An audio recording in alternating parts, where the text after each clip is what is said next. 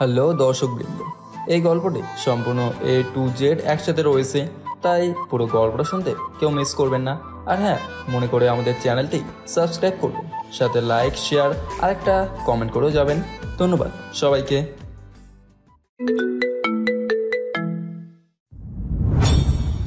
একদৃষ্টিতে আকাশের দিকে তাকিয়ে আনমনা হয়ে ভেবে চলেছে নিতু। তার ভাবনার জগৎ থেকে ধ্যান সরাতে তার বান্ধবী রুহি বেশ খানিকটা কাছে এসে বলে, এই নিতু নিতু কোথায় খয়ে আছিস? হ্যাঁ, সামথিং সামথিং নাকি? রুহির ধাক্কায় ধ্যান ভাঙে নিতুর।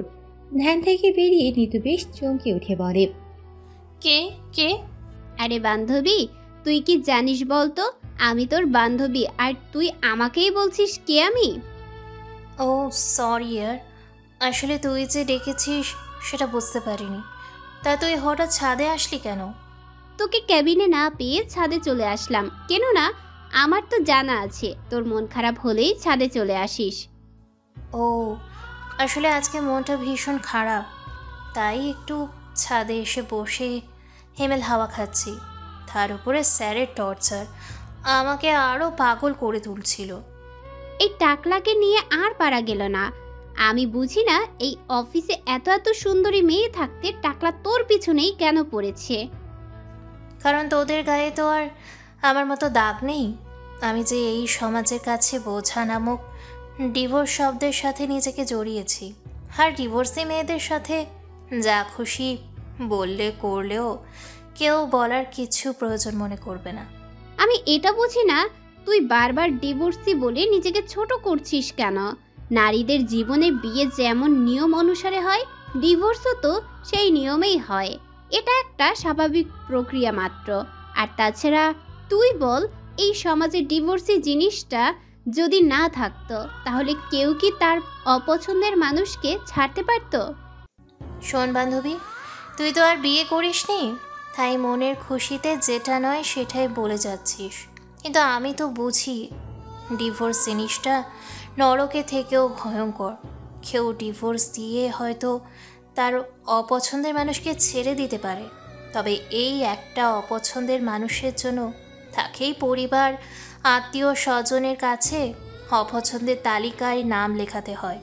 একটা ডিভোর্সি মেয়ের দাম যে এই সমাজে কী রকম সেটা আমি খুব ভালো করে বুঝতেছি বান্ধবী। আমি একটা কথাই বলি বারবার, কেউ যেন আমার মতো ভুল কখনো না করে। আমি তোর মুখ থেকেই শুধু এসব কথা শুনি, তবে আমি তো অনেক ডিভোর্সি মেয়েকেই দেখেছি, তাদের আবার মুখে শুনেছি তারা নাকি অনেক হ্যাপি। বান্ধবী, গ্যারা কলের চাপায় না পড়লে বোঝা যায় না চাপা পড়ার কি কষ্ট। আর কথা বলিস না এবার, তাহলে চল, না হলে টাকলা স্যার আবার খুঁজতে খুঁজতে পুরো অফিস মাথায় তুলবে। উপরের কথাগুলো বলে নিতু আর রুহি নিচে চলে আসে। অফিস টাইম শেষ, তাই বাসার দিকে রওনা দেবে এমন সময় পেছন থেকে তাদের বস মাসুদ সাহেব এসে ডাকে, এই দেখো, আমি তোমাকে এত জায়গায় খোঁজে হাঁপিয়ে গেলাম, আর তুমি আমার সাথে দেখা না করে বাড়ির পথে হেঁটে চলছো। এই জন্যই লোকে বলে যার জন্য করেছিলিস সেই বলে চল। মাসুদ সাহেবের কথা শুনে নিতু রুহির দিকে তাকিয়ে মাসুদ সাহেবকে উদ্দেশ্য করে বলে, তা ডিয়ার স্যার, আপনি আমাকে এত হন্য হয়ে কেন খুঁজতেছিলেন শুনি? এখানে সবাই আছে, তো চলো না আমরা একটা কফি শপে গিয়ে কফি খেতে খেতে কথা বলি। তোমারও ভালো লাগবে আর আমারও কিছু সময় কাটবে। সরি স্যার, আমার আজকে তাড়াতাড়ি বাসায় ফিরতে হবে, না হলে সমস্যায় পড়ে যাব। আরে বাবা, এত চিন্তার কি আছে? হাতের মুঠোয় মোবাইল থাকতে মানুষ কি এখন আর চিন্তা করে বসে থাকে? হ্যাঁ, বাসায় ফোন করে বলে দাও আজকে তোমার বাসায় ফিরতে লেট হবে, অবশ্যই গুরুত্বপূর্ণ মিটিং থাকার কারণে। না স্যার, সেটা বলা যাবে না, কেননা আমি তাদের বলে এসেছি আজকে আমি সকাল সকাল বাসায় ফিরব। আচ্ছা স্যার, আমি এখন আসি। আসসালামু আলাইকুম স্যার। নিতু উপরের কথাগুলো বলে রুহিকে নিয়ে চলে যায়। সেখানে আর এক মুহূর্ত না দাঁড়িয়ে এদিকে মাসুদ সাহেব পেছন থেকে নিতুকে ডাকতে গিয়েও না ডেকে কেবিনে চলে যায়। নিতু অফিস থেকে বের হবার পরেই রুহিকে উদ্দেশ্য করে বলে, উফ বাবা, বড্ড বাঁচা বেঁচে গেছি। দেখেছিস বান্ধবী, একেই বলে যেখানে বাঘের ভয় সেখানেই রাত হয়। আর একটু থাকলেই তো টাকলা আমাকে পাগল করে দিত। বান্ধবী, তোর তো চান কপাল, সিনিয়র অফিসার থেকে ম্যানেজার হতে খুব বেশি সময় লাগবে না। জিএম স্যারের নজর পড়েছে বলে কথা। বইন, তুই ওই টাকলা ব্যাটার নজরটা আমার উপর থেকে সরিয়ে তোর দিকে নিয়ে নে না। আমার এসব একদম ভালো লাগছে না। তোর মতো রূপের অধিকারী যদি হতে পারতাম তাহলে তো কবেই টাকলাকে বসে ফেলে জুনিয়র অফিসার থেকে জিএম হয়ে যেতাম। এমন করে স্বপ্ন দেখা বন্ধ করে পা চালিয়ে চল, নাহলে আকাশ থেকে জমিনে পড়তে ছিন্ন ভিন্ন হয়ে যেতে সময় লাগবে না। আর তাছাড়া আকাশের অবস্থাও খুব একটা ভালো না, মেঘেরা দল বেঁধে আমাদের ধরতে আসতেছে কিন্তু। ঠিক কথাই বলেছিস। এবার তাহলে চল তাড়াতাড়ি হেঁটে বাসায় যাই। এভাবে ওরা কথা বলতে বলতে বাসায় চলে আসে। নিতু বাড়িতে ঢুকে ঘরের দরজা পার হতেই বাতাসে ওর মা আর ভাবির বলা কথার সুর কানে এসে বাঁধে। আম্মা, একটা কথা বলি, মনে কিছু নিয়েন না। কেননা আমি আর কথাটা না বলে নিজের মাঝে রাখতেই পারছি না। আমি অতিষ্ঠ হয়ে পড়েছি এইসব নিয়ে। বৌমা, তুমি কি বলতে চাও শুনি? আম্মা, এভাবে আর কতদিন? আজ 6টা মাস হলো নিতুর স্বামীর সংসার ছেড়ে আমাদের বাড়িতে এসেছে। আমাদের তো সমাজে বাস করতে হবে। এখানে আমাদের তো একটা সম্মান আছে নাকি? হ্যাঁ, সেটাই তো ঠিক বলেছ। আমি এখন কি করব বলো? ওকে বিয়ের কথা বললেই বারুদ ছাড়াই ধাউ ধাউ করে চলে উঠে। ও কি এখনো ছোট মানুষ যে কিছুই বুঝি না? আমার তো আত্মীয়দের কাছে মুখ দেখাতেই পারছি না। সবাই এটা সেটা বলতেই থাকে। আমার কথা নয় বাদই দিলাম, কিন্তু আপনার ছেলে কি করবে? তার তো অফিসে যেতে আসতে বোনের গুণের কথা শুনতে শুনতে কান ভারী হয়ে গেছে। দেখি আজকে নাহিদ বাড়িতে আসুক, ওকে বলে নিতুর বিয়ের যদি একটা ব্যবস্থা করা যেতে পারে। আম্মা, আপনি এই কথাটা উত্তম বলেছেন। তবে আমি বলি কি, নিতু তো একটা ডিভোর্সি মেয়ে, আর একটা ডিভোর্সি মেয়েকে কেউ বিয়ে করতে চায় না। কেউ বিয়ে করতে না চাইলে আমি কি তাহলে নিতুকে কেটে নদীর জলে ভাসিয়ে দিব বলো? নিতুর মা মিসেস নাহিদা বেগম চোখের কোণে জমে থাকা জল মুছতে মুছতে উপরের কথাগুলো বলে। এদিকে শাশুড়ির এমন কথা শুনে ঋষি বলে, আম্মা, আমি এইটা বলতে চাইনি। আমি তো বলছিলাম আমার একটা খালাতো ভাই আছে, ভালোই টাকা পয়সা রোজগার করে। তো ওর সাথে যদি নিতুকে... ঋষির কথা শেষ হতে না হতেই নিতুর সামনে এসে হাতের তালি দিয়ে বেশ ঝাঁঝালো কণ্ঠে বলে, বাহ ভাবি বাহ, আমি তোমাদের কাছে এতই বোঝা হয়ে গেছি যে আমাকে শেষমেশ নিজের 3 বিয়ে করা গাঁজাখোর ভাইয়ের সাথে বিয়ে দিতে উতলা হয়ে উঠেছ। ছেলে মানুষ, গাঁজা খেলে সমস্যা কি? বউ সন্তানের ভরণ পোষণ ঠিকভাবে করতে পারলেই তো হলো। আর 3 বিয়ে করেছে, এটা তো দোষের কিছুই না। কেননা যাদের পাওয়ার থাকে তারাই এতগুলো বিয়ে করতে পারে। ছি ভাবি ছি, তুমি এতটা নিচু মনের মানুষ আমি কখনো কল্পনাও করতে পারিনি। দেখো ভাবি, আমি বিয়ে করি আর না করি সেটা আমার একান্তই ব্যক্তিগত ব্যাপার। সো এই ব্যাপারে তোমরা আমাকে আর একটাও কথা বলবে না। আমি নিজের কামাই করে খাই, তোমাদের টাকায় বসে বসে নই। দেখছেন আম্মা, আপনার মেয়ে আমাকে কিভাবে অপমান করে কথা বলল। আমি তার জন্য এত ভাবি, আর সে এইভাবে কথা শোনালো। এই জন্যই হয়তো গুণীজনেরা বলে গেছে, যার জন্য করবেই চুরি সেই বলবে চোর। বৌমা, তুমি একটু চুপ করো। আর নিতু, ঋষি তো ঠিকই বলেছে। তুই এই সংসারে চাকরি করে খাস ঠিক আছে, তাই বলে এভাবে বিয়ে না করে থাকতে পারিস না। সমাজের সবাই কটু কথা বলে, যেটা আমাদের কানে এসে বাজে। সমাজের সবাই কি বললো না বললো সেই দিকে কান পেতে থাকতে তোমাদের কে বলেছে?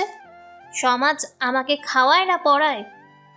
তুই এভাবে বললে তো হবে না। আমাদের সমাজে বাস করতে হলে সমাজের নিয়ম কানুন অবশ্যই মেনে চলতে হবে। মা প্লিজ, আমার কানের কাছে এখন বিরতিহীন রেডিও বাজানো বন্ধ করো। মাত্র অফিস থেকে ফিরেছি, একটু শান্তিতে থাকতে দাও। নিতু উপরের কথাগুলো বলে যেই না রুমে যেতে নেবে, ঠিক এমন সময় ওর বড় ভাই এসে পেছনে দাঁড়িয়ে বলে, রুমে যাচ্ছিস যা, তবে কালকে বিকেলেই তোকে ছেলেপক্ষ দেখতে আসবে, মনে রাখিস সেটা। আমাকে যেন এই কথাটা আর দ্বিতীয়বার না বলতে হয়। নিতু রুমের দিকে পা বাড়াতে নিয়েও নাহিদের কথা শুনে দাঁড়িয়ে যায় আর নাহিদকে উদ্দেশ্য করে বলে, ভাইয়া একটা কথা বলতো, আমি তোদের মাথায় কি এতই বেশি হয়ে গেছি যে আমাকে এভাবে বিয়ে দেওয়ার জন্য উঠে পড়ে লেগেছ? দেখ নিতু, তুই আমার একমাত্র আদরের বোন। বিয়ের আগে তোকে আমরা লালন পালন করেছি, সমাজ কিছুই বলেনি, কারণ তোকে তখন আমরা বিয়ে দিতে পারিনি। তুই অবিবাহিত ছিলি, কিন্তু এখন তুই একটা ডিভোর্সি মেয়ে। সবাই তোকে নিয়ে কটু কথা বলে, যা আমি শুনতে পারি না। শুনতে না পারলে কানে তুলো দিয়ে থাকবা, তবুও আমাকে এই বিয়ের কথা বলবে না। একবার তো দেখে শুনে বিয়ে দিয়েছিলে, কই 6 মাসের বেশি তো টিকলো না।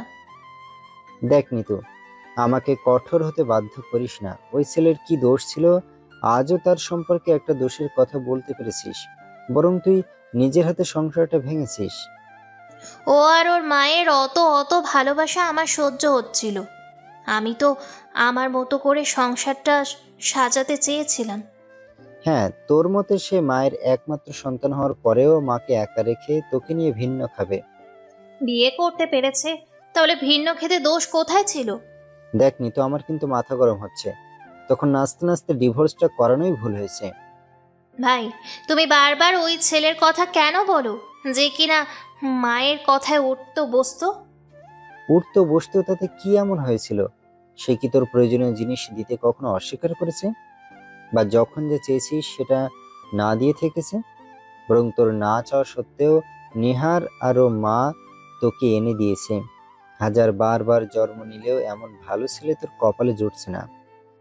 এই একটা দোষ তো ওদের মাঝে ছিল। মা ছেলের ওই ভালোবাসা আমার সহ্য হচ্ছিল না। ভুল আমরা করেছিলাম। ভালো ছেলে না দেখে যদি একটা নেশাখোর ছেলের সাথে বিয়ে দিতাম, হয়তো তোর ভালো হতো।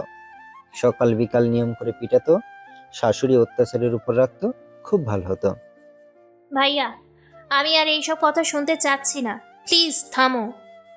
ভালো কথা শুনতে সবারই গা জ্বলে। একটা কথা মনে রাখিস বোন, যে আদর ভালোবাসা দেখাতে পারে সে কিন্তু প্রয়োজনে আঘাত করে শাসন করতেও পারে। নাহিদের কথার জবাবে নিতু আর কিছু না বলে সোজা রুমে চলে যায়। আর এদিকে নাহিদ তার মাকে ডেকে বলে, দেখলে মা, দেখলে তোমার মেয়ে আমার মুখের উপর কিভাবে তেজ দেখিয়ে চলে গেল? তুমিই বলো, আমি কি ওর খারাপের কথা চিন্তা করি? আসলে দোষ তো ওর না, দোষ তো আমাদের। আমরা ওর কথা না শুনে যদি সব দিক যাচাই করতাম তাহলে এমনটা হতো না। সেটাই তো এখন বুঝতেছি। আগে তো মনে করেছিলাম ছেলে আর ছেলের মা খারাপ, তাই হয়তো নিতু সংসার করতে চাচ্ছে না। কিন্তু ডিভোর্স হয়ে যাওয়ার পরে তো দেখলাম খারাপ আমার বোন। ওরা তো চাওয়ার থেকেও বেশি ভালো ছিল। আমার মনটাই চাই ওকে মেরে বস্তা ভরে নদীতে ফেলে দিয়ে আসি। এসব আর আমার সহ্য হয় না। নাহিদ, এবার একটু শান্ত হ। আমি ওকে বুঝিয়ে বলবো নিয়ে। ছোট মানুষ এত কিছু বুঝলে তো আর স্বামীর ঘর ফেলে আসতো না। শাশুড়ির এমন কথা শুনে রেশি বেশ তাচ্ছিল্যের সাথে বলে ওঠে, আমা, আপনার এই ন্যাকা কথাগুলো আমার একদমই ভালো লাগে না। নিতু যথেষ্ট বড় হয়েছে, ও এখন এতটাও ছোট না যে নাক চাপলে দুধ বের হবে। বৌমা, তুমি একটু চুপ করো তো। আমি বললাম তো নিতুকে বুঝিয়ে রাজি করাবো নি। আমা, আপনি একটু ভালো করে বুঝায়েন না, আর না হলে এই সমাজ ছেড়ে আমাদের বিতাড়িত হতে হবে। বেশি সময় লাগবে না। রেশি, এবার একটু চুপ কর, আর যাও গিয়ে আমার জন্য এক গ্লাস ঠান্ডা পানি নিয়ে আসো। হ্যাঁ, যাচ্ছি। আমি ভালো কিছু বললেই তো তোমাদের কাছে দোষী। বোনের সাথে তেজ দেখাতে পারে না, পারে শুধু আমার সাথে। দেখ রেশি, আর একটা কথা বললে মেরে কিন্তু বাপের বাড়ি পাঠিয়ে দেবো। অফিস থেকে এসেও শান্তি নাই। হ্যাঁ হ্যাঁ, রেখে আসো। তবুও লোকের কটু কথা শোনার থেকে তো বেঁচে যাব। মা, তুমি ওকে থামতে বলবে নাকি চুলের মুঠি ধরে দিমু কয়েকটা? আহ বৌমা, তুমি গিয়ে একটা পানি নিয়ে আসো, যাও। দেখছই তো ওর মেজাজ গরম, তার উপরে কথা শোনাচ্ছ। এভাবে ওদের মাঝে আরো অনেক কথা হয়। এদিকে নিতু বারান্দার রেলিংয়ে হেলান দিয়ে বাইরে বৃষ্টি পড়া দেখছে আর নিজের চোখের পানি ছড়াচ্ছে। ঠিক কিছু সময় পরে কফির মগ হাতে নিতুর রুমে হাজির হয় মিসেস নাহিদা বেগম।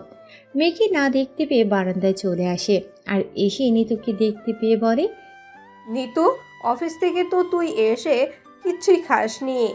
এই নে, আমি নিজের হাতে তোর জন্য স্পেশাল কফি বানিয়ে আনলাম। কে মাথাটা একটু ঠান্ডা কর তো দেখি। তোমার কি মনে হয় আমার মাথায় গ্যাসের চুলা বসানো আছে? যে তোমার বানানো কফি খেয়ে আমি মাথা ঠান্ডা করব? কোনো কথা বলার আগেই ছ্যাদ করে উঠিস। দেখ নিতু, তুই যথেষ্ট শিক্ষিত, আমাদের থেকে বোঝার ক্ষমতা তোর অনেক বেশি। তাহলে কেন বুঝিস না এই সমাজের কাছে একটা ডিভোর্সি মেয়ে হলো অভিশাপ স্বরূপ। ও, তার মানে আমি তোমাদের সংসারে অভিশাপ বয়ে আনছি। মা এভাবে না বলে সোজাসুজি বলে দিলেই তো পারো। আমি এখন তোমাদের মাথায় বোঝা হয়ে গেছি, মাথা থেকে ফেলে দিলেই মুক্তি পেয়ে যাবা। হ্যাঁ, ঠিকই বলেছিস। মাথায় ভারী বোঝা নিয়ে হয়তো থাকা যায়, তবে এই বোঝা নিয়ে থাকা যায় না। দয়া করে কালকে একটু শান্ত থাকিস। ছেলেপক্ষের পছন্দ হলে বিয়ে করে নিয়ে যাবে। আর শুনেছি ছেলের পরিবারটাও অনেক ভালো, আর ছেলেও নাকি বেশ ভালো টাকাই কামাই করে। মিসেস নাহিদা বেগম উপরের কথাগুলো বলেই সেখান থেকে চলে যায়। এইদিকে নিতু চোখের পানি মুছে আবারও বৃষ্টি দেখতে থাকে। রাতে খাবার টেবিলে নাহিদ নিতুকে উদ্দেশ্য করে বলে, নিতু, আমি বলি কি, এবার চাকরিটা ছেড়ে দিয়ে বিয়েটা করে নে। কেননা তারা তাদের বাড়ির বউকে দিয়ে চাকরি করাবে না, সেটা আমাকে স্পষ্ট বলে দিয়েছে। ভাইয়া, তুমি কেউ ভালো করেই জানো আমি নিজের পায়ে চলতেই বেশি পছন্দ করি, অন্যের পায়ে না। তুমি কি করে বলতে পারছো আমি স্বামীর স্বাধীনতায় চলবো? আমার নিজের বলে কি কোনো স্বাধীনতা নেই? তুমি খুব ভালো করেই জানো এই একটা কারণেই আগের সংসার ছেড়েছি। নিতুর কথা শুনে নাহিদ কিছু বলতে যাবে তার আগে ঋষি বলে ওঠে, নিতু বোন আমার, একটা কথা শোনো। মেয়েদের ইচ্ছা অনিচ্ছার দাম এই সমাজ ততদিন দেয় যতদিন একটা মেয়ে বাবার ঘরে রাজকন্যা হয়ে থাকে। যখনই মেয়েটা বাবার রাজকন্যা থেকে অন্যের ছেলের স্বপ্নের রানী হয়ে যায়, তখন মেয়েদের সব ইচ্ছা অনিচ্ছা মাটি চাপা পড়ে যায়। আম্মাকে দেখেও তো তোর কিছু বোঝা উচিত। বৌমা ঠিকই বলেছে। মেয়েদের এত ইচ্ছা থাকতে নেই, জানিস তো মেয়েদের নিজের বলতে কিচ্ছুই থাকে না। জন্মের পর বাবার বাড়িতে থাকতে হয়, আবার বিয়ের পর পালকি চড়ে স্বামীর ঘরে। মাঝখানে ভিন্ন ভিন্ন নাটকের অভিনয় করে কিছু মায়া তৈরি করে আবার সেই চার বেহারার পালকি করে স্বামীর ঘর ছেড়ে অন্ধকার রাজ্য পাড়ি জমাতে হয়। মা, তোমরা ওকে ভালো করে বোঝাও। আমার খাওয়া হয়ে গেছে, আমি উঠলাম। সে কিরে, তুই তো এক লোকমা ভাত খেলি মাত্র, তাতেই তোর খাওয়া হয়ে গেল? মা, মাথার উপরে যখন চিন্তা এসে ভর করে তখন খাওয়ার রুচিটাও থাকে না। উপরের কথাটা বলেই নাহিদ রুমে চলে যায়। এইদিকে নিতু সবার এমন আচরণ দেখে বুঝতে পারে তাদের কথার বাইরে গেলে হবে না, তাদের কথায় চলতে হবে। সেজন্য নিতু অনেক ভেবে চিনতে বলে, মা, আমি ছেলেপক্ষের সামনে যাব, তবে আমার কিছু কথা আছে। নিতুর কথা শুনে তো ঋষি আর নাহিদা বেগম অনেক খুশি হয়। তবে কিছু কথা আছে শুনে আবারও মনটা মলিন করে ঋষি বলে, নিতু, তুই আবার কি কথা বলতে চাস বল। যেটা শোনার আগেই আমার ভেতরটা না ধুকপুক ধুকপুক করতে শুরু করেছে। ভাবি, এত চিন্তার কিছু নাই। আমি এমন কিছুই বলবো না যেটা শুনে তোমরা বউ শাশুড়ি হার্ট অ্যাটাক করবে। নিতু মা আমার, বল দেখি তোর কি কথা বলার আছে? ছেলে আর তার পরিবার আমার না পছন্দ হলে তোমরা আমাকে বিয়ে করাতে জোর করতে পারবে না। নিতুর কথা শুনে ঋষি বেশ রাগান্বিত হয়ে বলে ওঠে, নিতু, এসব বলিস না। কেননা তোর গায়ে যে সার্টিফিকেট ঝুলিয়েছিস সেটার পরে কোনো রাজকুমার তোকে বিয়ে করতে আসবে না। যদি আসি তাহলে মাথায় টাক পড়া বা 2-3টা বিয়ে করা ছেলেই আসবে। তাহলে আমার বদলে তোমাকে বিয়ে দিয়ে দিব, সমস্যা নেই তো। আমাকে নিয়ে তো তোমারই বেশি সমস্যা, তাই না? নিতুর কথা শুনে ঋষি রাগে গজগজ করতে করতে ওর শাশুড়িকে উদ্দেশ্য করে বেশ কর্কট কণ্ঠে বলে, আম্মা দেখেছেন আপনার মেয়ে কি বলল? আমি তার সুখের কথা ভেবেই নিজের অর্ধেক শরীর শুকিয়ে ফেললাম, আর সে বলে কিনা আমিই ভালো না। বৌমা তুমি একটু থামো তো। আচ্ছা নিতু, তুই কি কিছু বুঝিস না? আমরা কি তোর মন্দ চেতে পারি? তোমরা যে আমার জন্য শুধু ভালো ভাবো সেটাও তো আমার মনে হয় না। যদি ভালোই চাইতে তাহলে এভাবে আমার বিয়ে দেওয়ার জন্য উঠে পড়ে লাগতে না, যেখানে এই সংসারের অর্ধেক খরচ আমিই চালাই। মারে তোর বুদ্ধি কম তাই এই কথা বলছিস। একটা ডিভোর্সি মেয়ে যখন বাপ ভাইয়ের মাথায় বসে খায় তখন এই সমাজ কখনোই ভালো চোখে তাকে দেখে না। আমি তো আর বাপ ভাইয়ের সম্পদ ধ্বংস করতেছি না, তাদের ঘরে বসে খেয়ে খেয়ে আমি নিজের টাকায় চলি। নিতুর এসব কথা কেন জানি মিসেস বেগমের আর ভালো লাগছিল না, তাই সে বেশ কড়া গলায় বলে দেয়, দেখ নিতু, তোর এসব কথা আমার একদমই শুনতে ইচ্ছে হচ্ছে না। তুই কালকেই অফিসে যাবি না, ব্যাস তোকে ছেলেপক্ষ দেখতে আসবে, মনে থাকে যেন। নাহিদা বেগম ওপরের কথাটা বলে ঋষিকে নিয়ে চলে যায়, নিতুকে কিছু বলার সুযোগ না দিয়ে। এদিকে নিতু মনমরা হয়ে খাবার টেবিলে কিছু সময় বসে থেকে সবকিছু গুছিয়ে রুমে চলে আসে। বালিশে মুখ গুজে কান্না করতে থাকে আর নিজের ভাগ্যকে দোষারোপ করতে শুরু করে। কান্না করতে করতে কখন যে ঘুমিয়ে গেছে সেটার খেয়াল নেই নিতুর। পরের দিন সকালে বউ শাশুড়ি মিলে রান্নার হিড়িক ফেলেছে। বাড়ির মেয়েকে দেখতে আসবে বলে সাধ্যমতো যা পারে তা তৈরি করার চেষ্টা করেছে। দুপুর পেরিয়ে গেছে, তবুও খবর নেই নিতুর। সেটা দেখে ঋষি বলে, মা দেখেছেন আমাদের মহারানীর কোনো খবর আছে নি? ওকে যে আজকে ছেলেপক্ষ দেখতে আসবে সেটা কেউ ভুলে গেছে?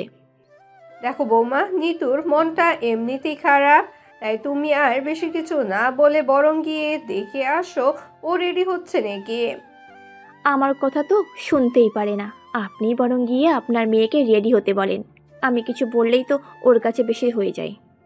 ঋষির কথার জবাবে নাহিদা বেগম কিছু বলতে যাবে তার আগেই রুহি দরজায় দাঁড়িয়ে বলে, তোমাদের কারোরই যেতে হবে না, আমার বান্ধবীকে সাজিয়ে বউ রূপে তৈরি করতে আমি এসে গেছি।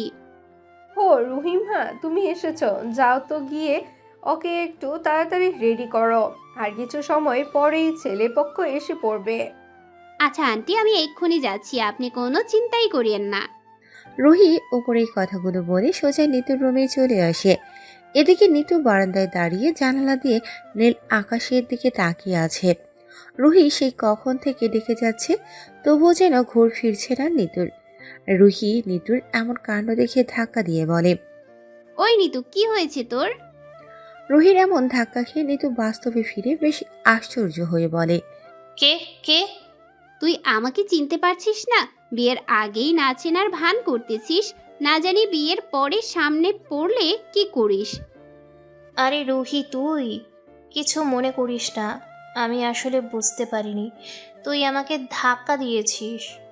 দিনের বেলা যদি আকাশে তারা গুনতে থাকিস, তাহলে পাশে কে আসলো কে ধাক্কা দিল কি করে বুঝবি? থাক, ওইসব বাদ দিয়ে বল, কি মনে করে আমাদের বাসায়? বান্ধবী, তুই একটা কথা বললি, আমার একমাত্র বান্ধবীকে ছেলেপক্ষ দেখতে আসবে আর আমি সেখানে আসবো না? না মানে, তোকে তো পায়ে ধরে আনতে পারিনি আমার বাসায়, তাই একটু কনফিউশনে ছিলাম আর কি। তা যাই হোক, খাবার খেয়েছিস? তোর কি মনে হয় আন্টি তার মেয়েকে রেডি না করে দিলে আমাকে খেতে দিবে? দেখ রোহি, আমার একদম ভালো লাগছে না, তুই আমার সামনে থেকে যা, আমার একটু একা থাকতে দে। সে কি কথা? হ্যাঁ, তোর জন্য সবাই এত চিন্তা করতেছে আর তুই এভাবে কথা বলতেছিস? চল রেডি হ। না রে, আমার ভালো লাগছে না। তোর ভালো লাগতে হবে না, তোকে দেখে ছেলের ভালো লাগলেই হবে, তাহলে সকল খুশি। বুঝেছি, তুইও আমার পরিবারের পক্ষে চলে গেছিস। এভাবে ওদের মাঝে আর অনেক কথা হয়। নিতু রুহির সাথে না পেরে হালকা করে সাজতে রাজি হয়। রুহি সুন্দর করে নিতুকে সাজিয়ে দেয়। পিঙ্ক কালারের শাড়ির সাথে সবকিছু ম্যাচিং করে পরিয়েছে। উফ, দেখতে যে কি সুন্দর লাগছে। রুহি নিতুর মাথায় হাত দিয়ে বলে, কারো যেন নজর না লাগে। ইস, যদি আমি মেয়ে না হয়ে ছেলে হতাম তাহলে তোকে আমিই বিয়ে করে ফেলতাম। হয়েছে তোর আদিক্ষেতা? যদি হয়ে থাকে তাহলে এখান থেকে যা। হ্যাঁ, আমি যাই, আর তুমি আমার এত কষ্টে সাজানোটা নষ্ট করো। তোর মতিগতি আমি মনে হয় বুঝি না। আমি কিছুই করব না, তুই যা খাবার খেয়ে নে, যখন তারা আসে তখন ডাকতে আসিস। ঠিক আছে মেরে পেয়ারি বান্ধবী। রুহি উপরের কথাগুলো বলে সেখান থেকে চলে আসলে রান্নাঘরে। তো রুহিকে দেখে ঋষি জিজ্ঞেস করে, রুহি, তুমি কি তোমার বান্ধবীকে রেডি করতে পেরেছো? ভাবি, আমি নিতুকে একদম সাজিয়ে গুছিয়ে রেডি করেছি, ছেলে দেখেই পাগল হয়ে যাবে। সে তো একটু পরে দেখতে পাবে। ঋষির কথা শেষ না হতেই কলিং বেলটা বেজে ওঠে। কলিং বেলের শব্দ শুনে ঋষি নাহিদা বেগমকে বলে, আম্মা দেখেন তো কে আসলো, মনে হয় আপনার ছেলে তাদের সাথে করেই নিয়ে এসেছে।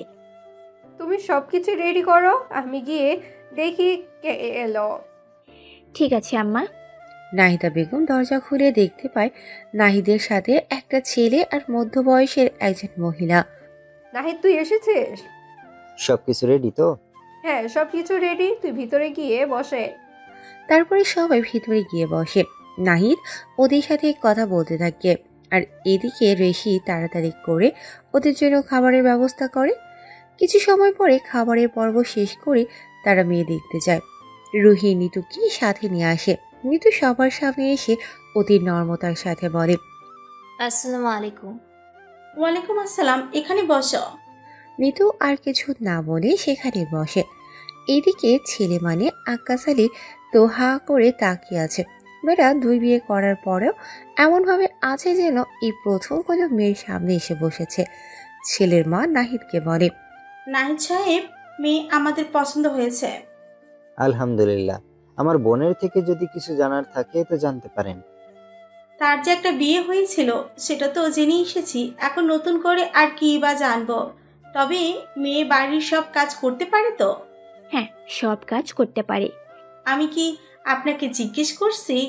আমার কথার জবাব মেয়ে দিবে, আপনি কেন? আন্টি কিছু মনে করবেন না, আসলে আমার বোন চাকরি করে তো, তাও বাড়ির সব কাজ করতে পারে। আমরা তো আর মেয়েকে দিয়ে চাকরি করাবো না, তাকে আমার বাড়ির সব কাজ আর আমার সেবা করতে হবে, এই আর কি। ঠিক আছে, এখন তাহলে আসল কথায় আসে। হ্যাঁ বলেন, কি বলার আছে? আমার ছেলের সাথে আপনার বোনকে বিয়ে দিতে হলে 2 লক্ষ টাকা নগদ, একটা মোটরসাইকেল, 2 ভরি সোনা আর... আন্টি আর কি যেন বলতে বাকি রাখলেন, সেটা একটু খুলে বলেন। আমার ছেলে ঘর সাজিয়ে দিবেন না, মানে সেই সব তো আপনার বোনের ব্যবহারের জন্যই। কিন্তু ঘটক যে বললো আপনাদের যদি মেয়ে পছন্দ হয় তাহলে কিছুই দিতে হবে না। সে তো ঘটক বলবেই, আর তা ছাড়া এসব তো কিছুই না, সামান্য উপহার মাত্র। আর তাছাড়া যদি যৌতুক চাইতাম তাহলে তো অনেক কিছুই চাইতে পারতাম। ও আচ্ছা, তা আন্টি আমার বোনকে আপনার ছেলের সাথে বিয়ে দিতে হলে এসব দিতে হবে? তা আমার বোনকে আপনারা কি দিবেন?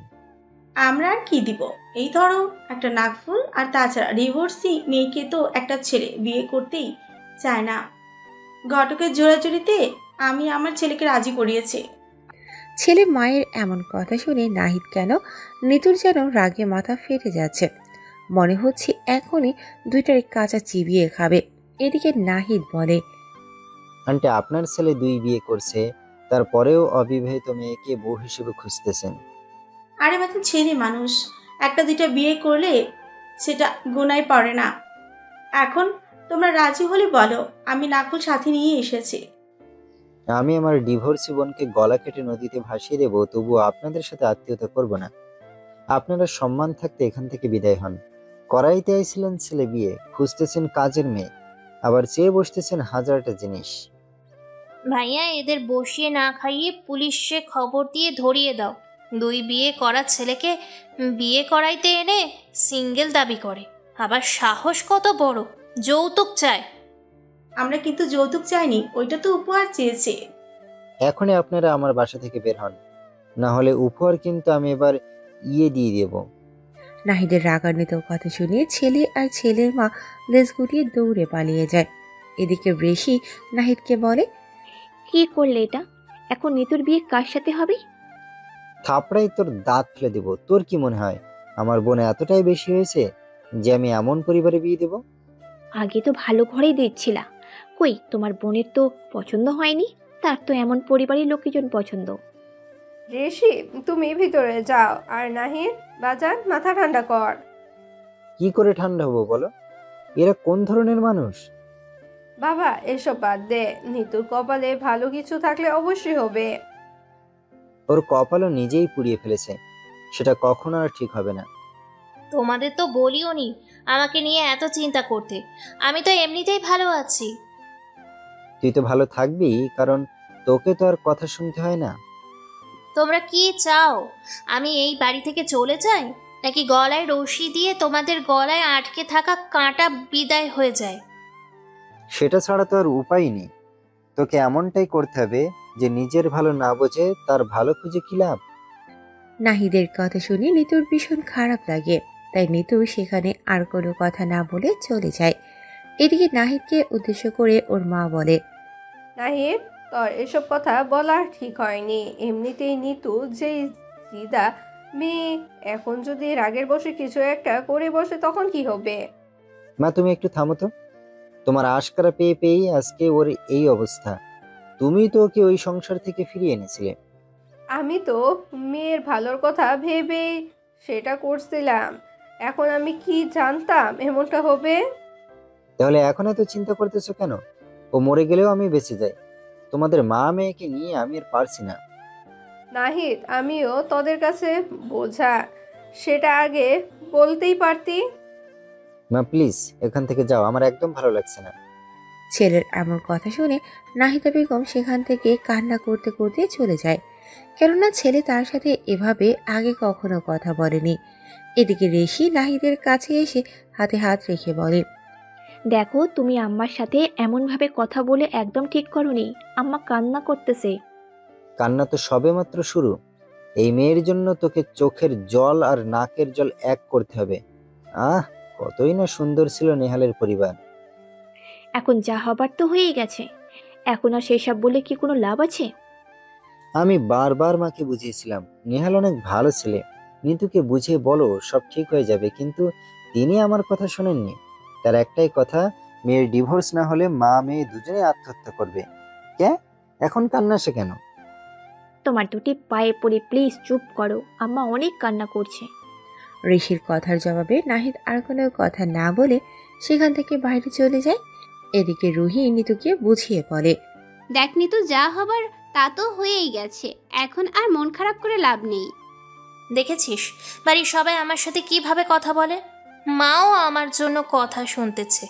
যদি আত্মহত্যা মহাপাপ না হতো তাহলে এই জীবন কবেই শেষ করে দিতাম। চুপ, এমন কথা বলে না। আচ্ছা তুই থাক, আমি বাড়িতে যাই, আর উল্টাপাল্টা কি যেন করে বসিস না। রুহির কথার জবাব না দিয়ে বালিশে মুখ গুজে কান্না করতে থাকে নিতু। পুরো বাড়িটাই মরা বাড়ির মতো হয়ে গেছে। এদিকে 6টা মাস পার হয়ে যাওয়া সত্ত্বেও নিতুকে ভুলতে পারেনি নেহাল। তাদের মা ছেলের মাঝে কথা হচ্ছে। বাজান 6টা মাস হয়ে গেল, তোকে কত করে বললাম একটা বিয়ে কর, তুই তো আমার কোনো কথাই শুনিস না। তুই আমার একটা মাত্র সন্তান, তুই বিয়ে না করলে আমার এই সম্পত্তি ওয়ারিশ কোথা থেকে আসবে? মা, তুমি তো ভালো করে জানো আমি নিতুকে ঠিক কতটা ভালোবাসতাম। ওর ভালোবাসা নিয়ে আজও বেঁচে আছি। ওকে ছাড়া আমি কাউকে কল্পনাই করতে পারি না। যে মেয়ে তোর ভালোবাসা বুঝলো না, তোকে ডিভোর্স দিয়ে চলে গেল, তার কথা প্রতিদিন বলিস, শরম করে না? মা, তুমি কি ভুলে গেছো আমি ওর পার্ডন ডিভোর্স পেপারে আজও সাইন করিনি, এটা ভেবে যদি ওর মনে আমার জন্য জায়গা তৈরি হয়। এই পৃথিবীতে তুই মনে হয় একমাত্র ছেলে যে কিনা বউয়ের পাঠানো ডিভোর্স লেটারে সাইন না করে যত্ন করে রেখেছিস। মা, আমার যদি কখনো মরণ হয় তখন তুমি নিতুকে ডেকে বলে দিও এ এখনো আমার বউ। নেহালকে ওর মা বুকে টেনে নিয়ে আঁচল দিয়ে চোখের পানি মুছিয়ে দিয়ে বলে, আচ্ছা নিহাল, তুই যখন ওকে এতটাই ভালোবাসিস এখনো, তাহলে ওর সাথে আবার দেখা কর, সবকিছু খুলে বল। আমার মনে হয় নিতু এই 6 মাসে বুঝে গেছে একটা ডিভোর্সি মেয়ের কতটুকু দামি সমাজের কাছে। না মা, আমি ওর কাছে যেতে পারবো না। ও যদি ভুল ভাঙে তখন ও নিজেই আসবে। তোকে নিয়ে আর পাই না, কষ্টের আগুনে জ্বলবি তবু পানি ঢালার ব্যবস্থা করবি না। আচ্ছা শোন একটা কথা, হ্যাঁ মা, বলো। তোর ডিভোর্সের পর তো আমরা সিলেট এসেছিলাম, এখন আবার আমাদের ঢাকায় ফিরে যেতে হবে। তুমি কি আবার চাচ্ছ আমাদের আবার দেখা হোক? ছেলের মা হিসেবে এটা ছাড়া আর আমার কাছে দ্বিতীয় কোনো পথ খোলা নেই। এভাবে চোখের সামনে ছেলেকে ধুকে ধুকে শেষ হতে দিতে তো আর দেখতে পারবো না। মা প্লিজ, আমি ওর সামনে গেলে নিজেকে ধরে রাখতে পারবো না। এখনো চোখ বন্ধ করলে ওর মায়া ভরা মুখটাই ভেসে ওঠে। তোমার কথা আর আমি শুনতেছি না, তবে হ্যাঁ, নিতুকে আবার যদি তোর ঘরে ফিরিয়ে আনি, তাহলে ওই বাড়িতে আর জীবনে পাঠাবো না। আমাদের বাড়ি থেকে ওই বাড়িতে যাওয়ার পরেই ডিভোর্সের ঘটনা ঘটেছে। ওর মা কি পানি পড়াই না ওকে খাওয়াইছিল আল্লাহ জানে। শুরুতে কিন্তু নিতু অমন ছিল না, হঠাৎ করে কি হলো যে আমাকে আর তোমাকে সহ্যই করতে পারলো না। হয়েছে এইসব বাদে। আর হ্যাঁ, আমরা আগামীকালকেই ঢাকায় শিফট হচ্ছি। তুই ওখানকার অফিসের দায়িত্ব নিবি। আমি এইসব দায়িত্ব নিতে পারবো না, আমি রেস্টে থাকতে চাই। সে গেলেই দেখা যাবে।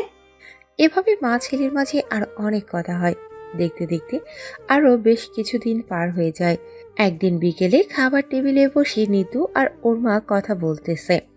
নিতু, বলি কি? কি বলতে চাও? নেহালের সাথে তোর কি কোনো যোগাযোগ হয়েছিল? নিতু খাবার প্লেটে হাত বোলাচ্ছিল। এমন সময় মায়ের মুখে এমন কথা শুনে অবাক হয়ে জিজ্ঞেস করে, তুমি হঠাৎ এমন কথা জিজ্ঞেস করলে, মানে কি? না মানে যদি যোগাযোগ হয়ে থাকে তাই বললাম আর কি। যেই দিন ডিভোর্স পেপারে সাইন করেছি সেই দিন থেকে ওর সব কন্ট্রাক্টের জিনিস মুছে ফেলেছি। এখন তোর ভাই ভাবি তো আমাদের দেখতেই পারছে না, তোর ঘর ভাঙার নুরো ক্রেডিট নাকি আমার? দেখো মা, সব আমার কপালে লেখা ছিল, তাই হয়েছে বা হয়েই চলেছে। এইসব নিয়ে কথা না বলে খাও তো। মা মেয়ে কথা বলছিল এমন সময় বাইরে থেকে নাহিদ আর ঋষি ভিতরে এসে বলে, বাহ মা বাহ, আমাদের রেখেই মা মেয়ে খেয়ে সাবার করে দিছো। ভাইয়া, তুমি এসব কি বলতেছো? ভাবি না মাকে বলে গেছে তোমাদের আসতে রাত হবে, এমন কি বাইরে থেকে খেয়ে আসবে। ও নিজের সংসার খেয়ে শেষ করে এখন আবার আমাদের সংসারের মাঝে হাত দিচ্ছিস? মানে কি বলছো? তোর মা মেয়ে মিলে মিথ্যে নাটক ভালোই করতে পারিস দেখেছি। বৌমা, আমি আবার তোমাদের সাথে কিসের নাটক করলাম? এই যে আমি নাকি বাইরে থাকবো বলে গেছি। তুমি তো বলেই গেলে ফিরতে দেরি হবে। দেখছো তোমার মা এখন মেয়ের পক্ষে চলে গেছে। মা আমার পক্ষে ছিলই বা কবে? মা তুমি আর নিতু যা শুরু করেছো তাতে আমাদের আর এক সংসারে থাকা সম্ভব না। এক সংসারে থাকবি না মানে কি? তোমাদের কারণে আমি সমাজের কাছে ছোট হয়ে যাচ্ছি, তাই আমি চাই। কি চাই সেটা বল। কি চাই তুমি বোঝো না? আমাদের এই বাড়ি থেকে চলে যেতে বলতেছে। হ্যাঁ হ্যাঁ, এই যন্ত্রণা আমার আর সহ্য হচ্ছে না। তোরা মা মেয়ে আমার বাড়ি ছেড়ে চলে যা। তোর বাবা মরে যাওয়ার পরে এত কষ্ট করে তোদের দুই ভাই বোনকে মানুষ করেছে, আজকে বুঝি সেটার প্রতিদান দিচ্ছিস? ওকে খাইয়ে বড় করাটা আপনার কর্তব্য ছিল, আর তাছাড়া পেটে ধরেছেন, বড় তো করতেই হবে। নাহিদ, আজ তুই অনেক বড় হয়ে গেছিস, তাই না? তোর সংসারে আমাদের আর দরকার নেই। মা দয়া করে তোমরা চলে যাও, আমাকে একটু একা থাকতে দাও। আচ্ছা বাবা, চলে যাব, তবুও তোরা সুখে শান্তিতে থাক, এইটাই চাই। ভাইয়া, এখন আমরা কোথায় যাব এত রাতে?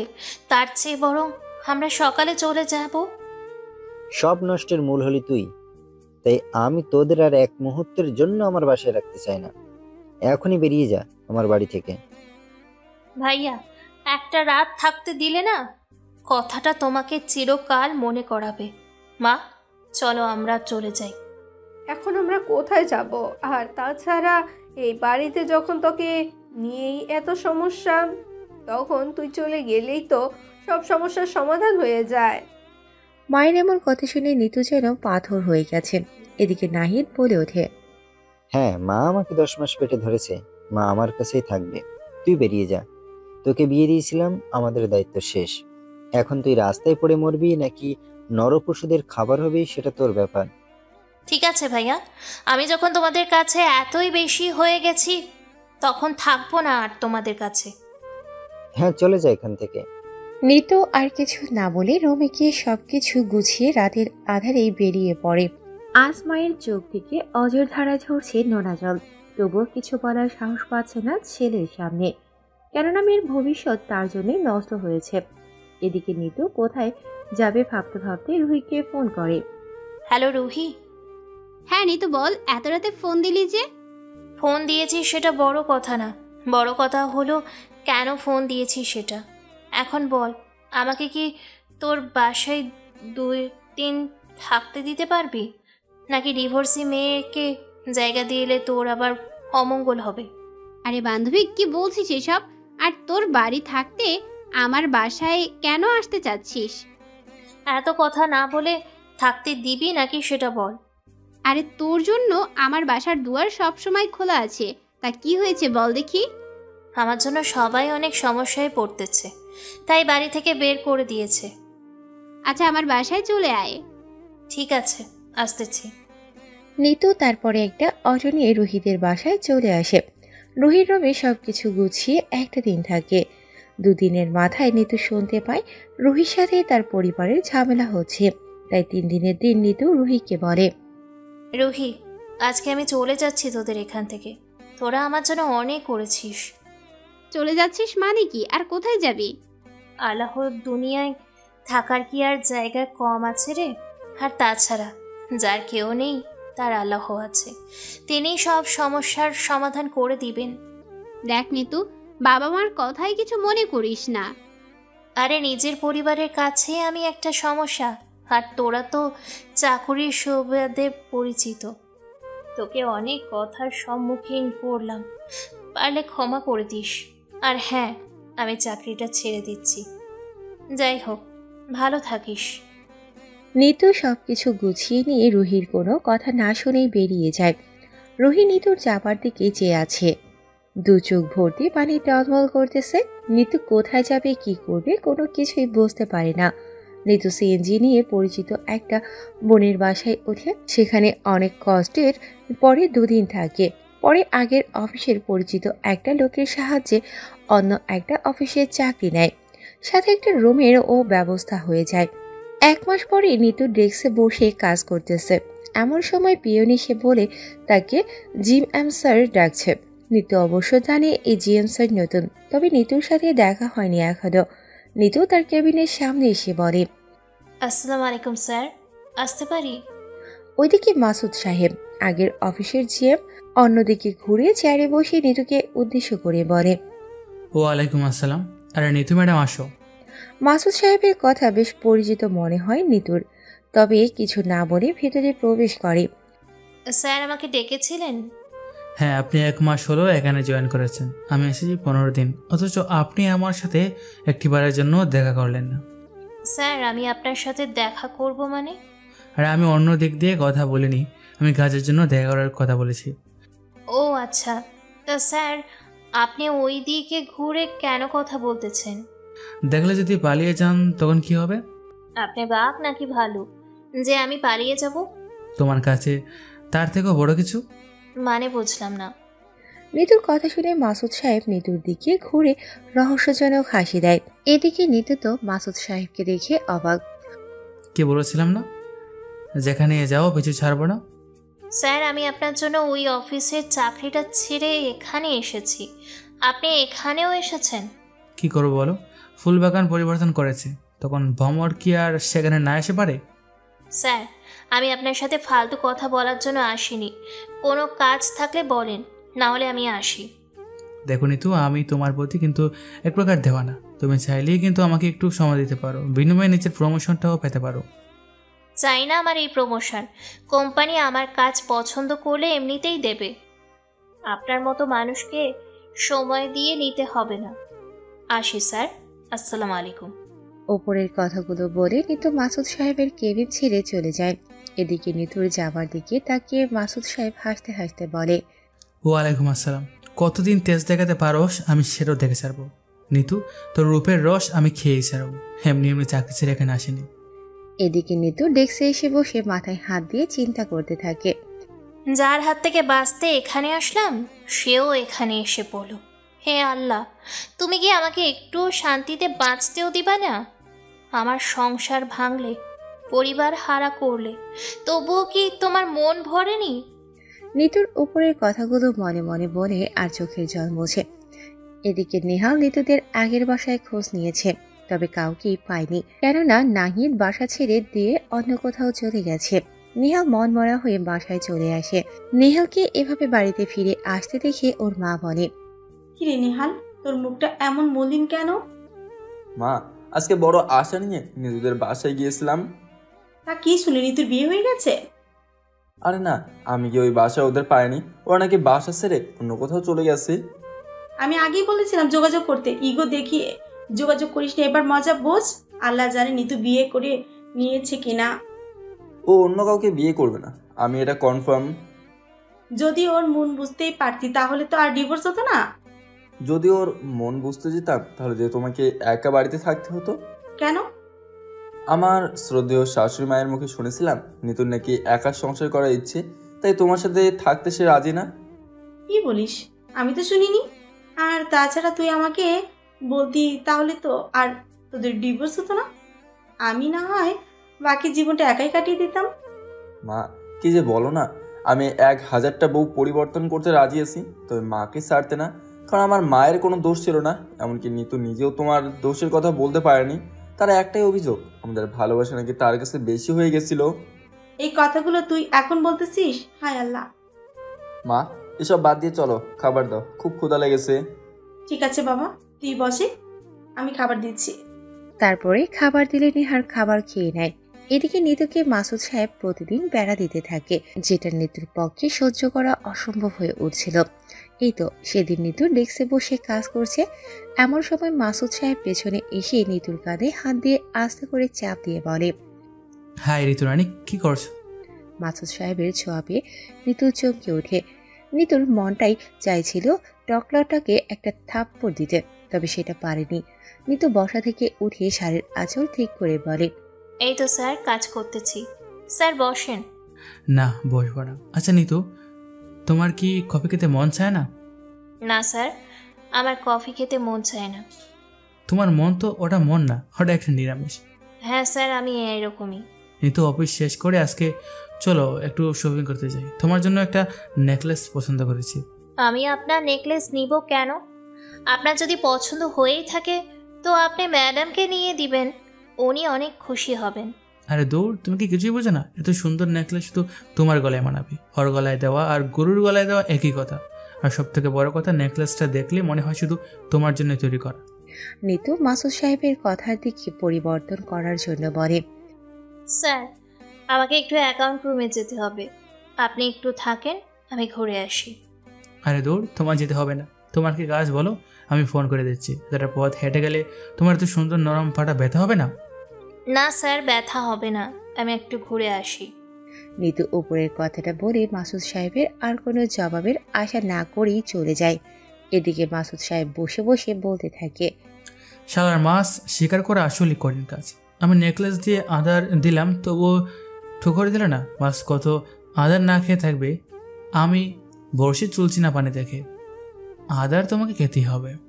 মাসুদ সাহেব উপরের কথাগুলো বলে ওখান থেকে চলে যায়।